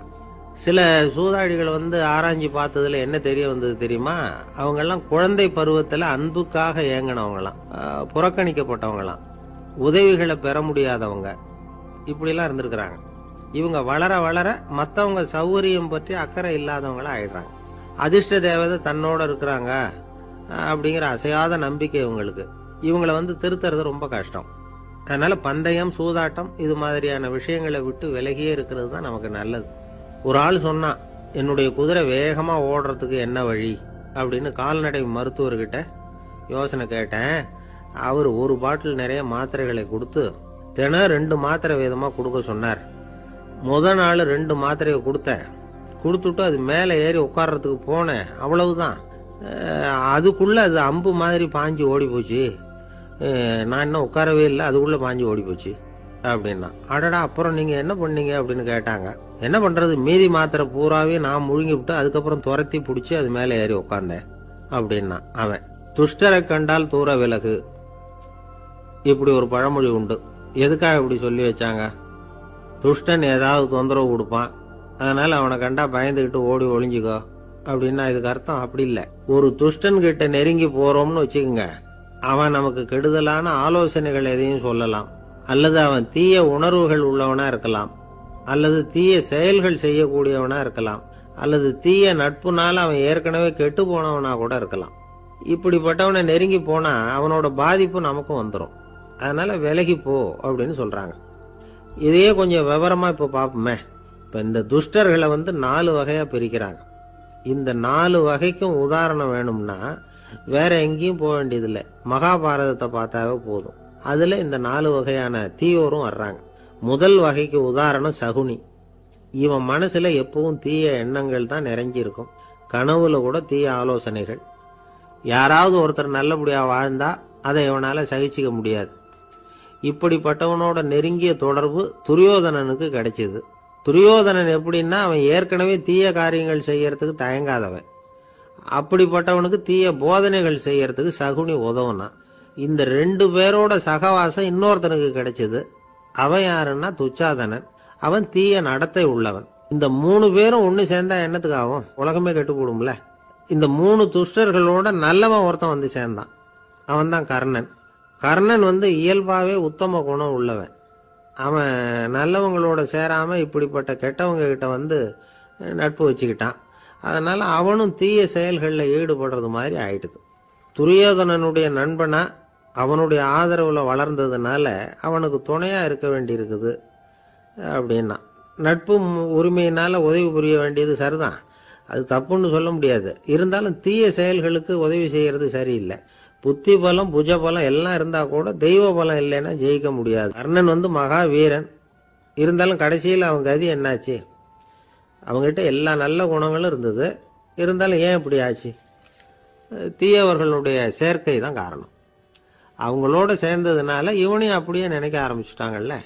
4 வகை துஷ்டர்கள்ல இவனும் ஒரு வகை அப்படின்னு சொல்ல ஆரம்பிச்சிட்டாங்க. அதாவது தீய ஆலோசனைக்கு சகுனி, தீய உணர்வுகளுக்கு துரியோதனன், தீய செய்கைக்கு துச்சாதனன், தீய நட்புக்கு கர்ணன். இப்படி உதாரணம் ஆயிட்டான். அதனாலதான் துஷ்டரை கண்டால் தூர விலகு அப்படின்னு சொன்னாங்க. அது புராண காலம். இப்பெல்லாம் நிலைமை கொஞ்சம் வேற விதமா இருக்குது. அன்னைக்கு ஒரு நாள் அப்படிதான் ஒரு காட்டு பாதையில யாரோ ஒருத்தர் அடிபட்டு கிடந்தார். யாரோ ஒரு துஷ்டன் அவனை அடிச்சு போட்டுட்டு போயிட்டான் போல இருக்கு. அந்த வழியா போன ஒருத்தர் பரிதாபப்பட்டு அவனை போய் தூக்குனார், ஆறுதல் சொன்னார். இதை பாருங்க, இந்த வழியா எப்பவும் தனியா வரக்கூடாது. ஏன்னா இங்க ஒரு ரவுடி இருந்துகிட்டு வர்றவங்க போறவங்களெல்லாம் வழிப்பறி பண்ணிட்டு இருக்கிறதா கேள்விப்பட்டிருக்கிறேன் அப்படின்னாராம். இனிமே அப்படி கேள்விப்பட மாட்டீங்க அப்படின்னு அந்த ஆளு. ஏன்னு கேட்டிருக்காரு இவர். அவன் சொல்லியிருக்கான், நான் தான் சார் அந்த ரவுடி. இந்த வழியா போனவங்க கிட்ட தகராறு பண்ணேன். அவங்க தான் என்ன இப்படி அடிச்சு போட்டு என்கிட்ட இருந்த பணத்தை எல்லாம் புடுங்கிட்டு போட்டாங்க சார். காலம் ரொம்ப கெட்டு போச்சு அப்படின்னு நானா ரொம்ப பரிதாபமா. ஒரு அழகான கடற்கரை. சுற்றுலா பயணிகள் நிறைய பேர் அங்க போறது வழக்கம். சனி ஞாயிறு கூட்டம் அதிகமா இருக்கும். அதோட விளைவு என்னங்கிறது அடுத்த நாள் தான் தெரியும். ஆமா, அந்த கடற்கரையை சுத்தப்படுத்துற தொழிலாளிகள் திங்கட்கிழமை ரொம்ப சிரமப்படுவாங்க. சனி ஞாயிறு வந்த கூட்டம் கடற்கரை பூராவும் காலி ஐஸ்கிரீம் கப்புகளை வீசி எறிஞ்சிட்டு போயிருக்கும். ஆயிரக்கணக்கான கப்புகள் அங்க பரவலா கிடக்கும். அதையெல்லாம் பொறுக்கி எடுத்து சுத்தம் பண்ணி ஆகணும். இதனால திங்கட்கிழமை வேலைக்கு வர்றதுக்கு எல்லாரும் பயப்படுவாங்க. அப்படி ஒரு நிலைமை. பல பேர் அன்னைக்கு லீவ் எடுத்துட்டு போயிடுறது வழக்கம். நமக்கு எதுக்கு இன்னைக்கு தொந்தரவுன்னு. இது ஒரு பெரிய பிரச்சனையா இருந்தது. இதுக்கு என்ன பண்ணலாம் அப்படின்னு யோசனை பண்ணாங்க. ஒரு ஆலோசனை கூட்டத்துக்கு ஏற்பாடு பண்ணாங்களாம். அந்த நகர நிர்வாக அலுவலர்கள், பணியாளர்கள் எல்லாரும் அதில் கலந்துக்கிட்டாங்க. கூட்டம் ஆரம்பமாச்சு.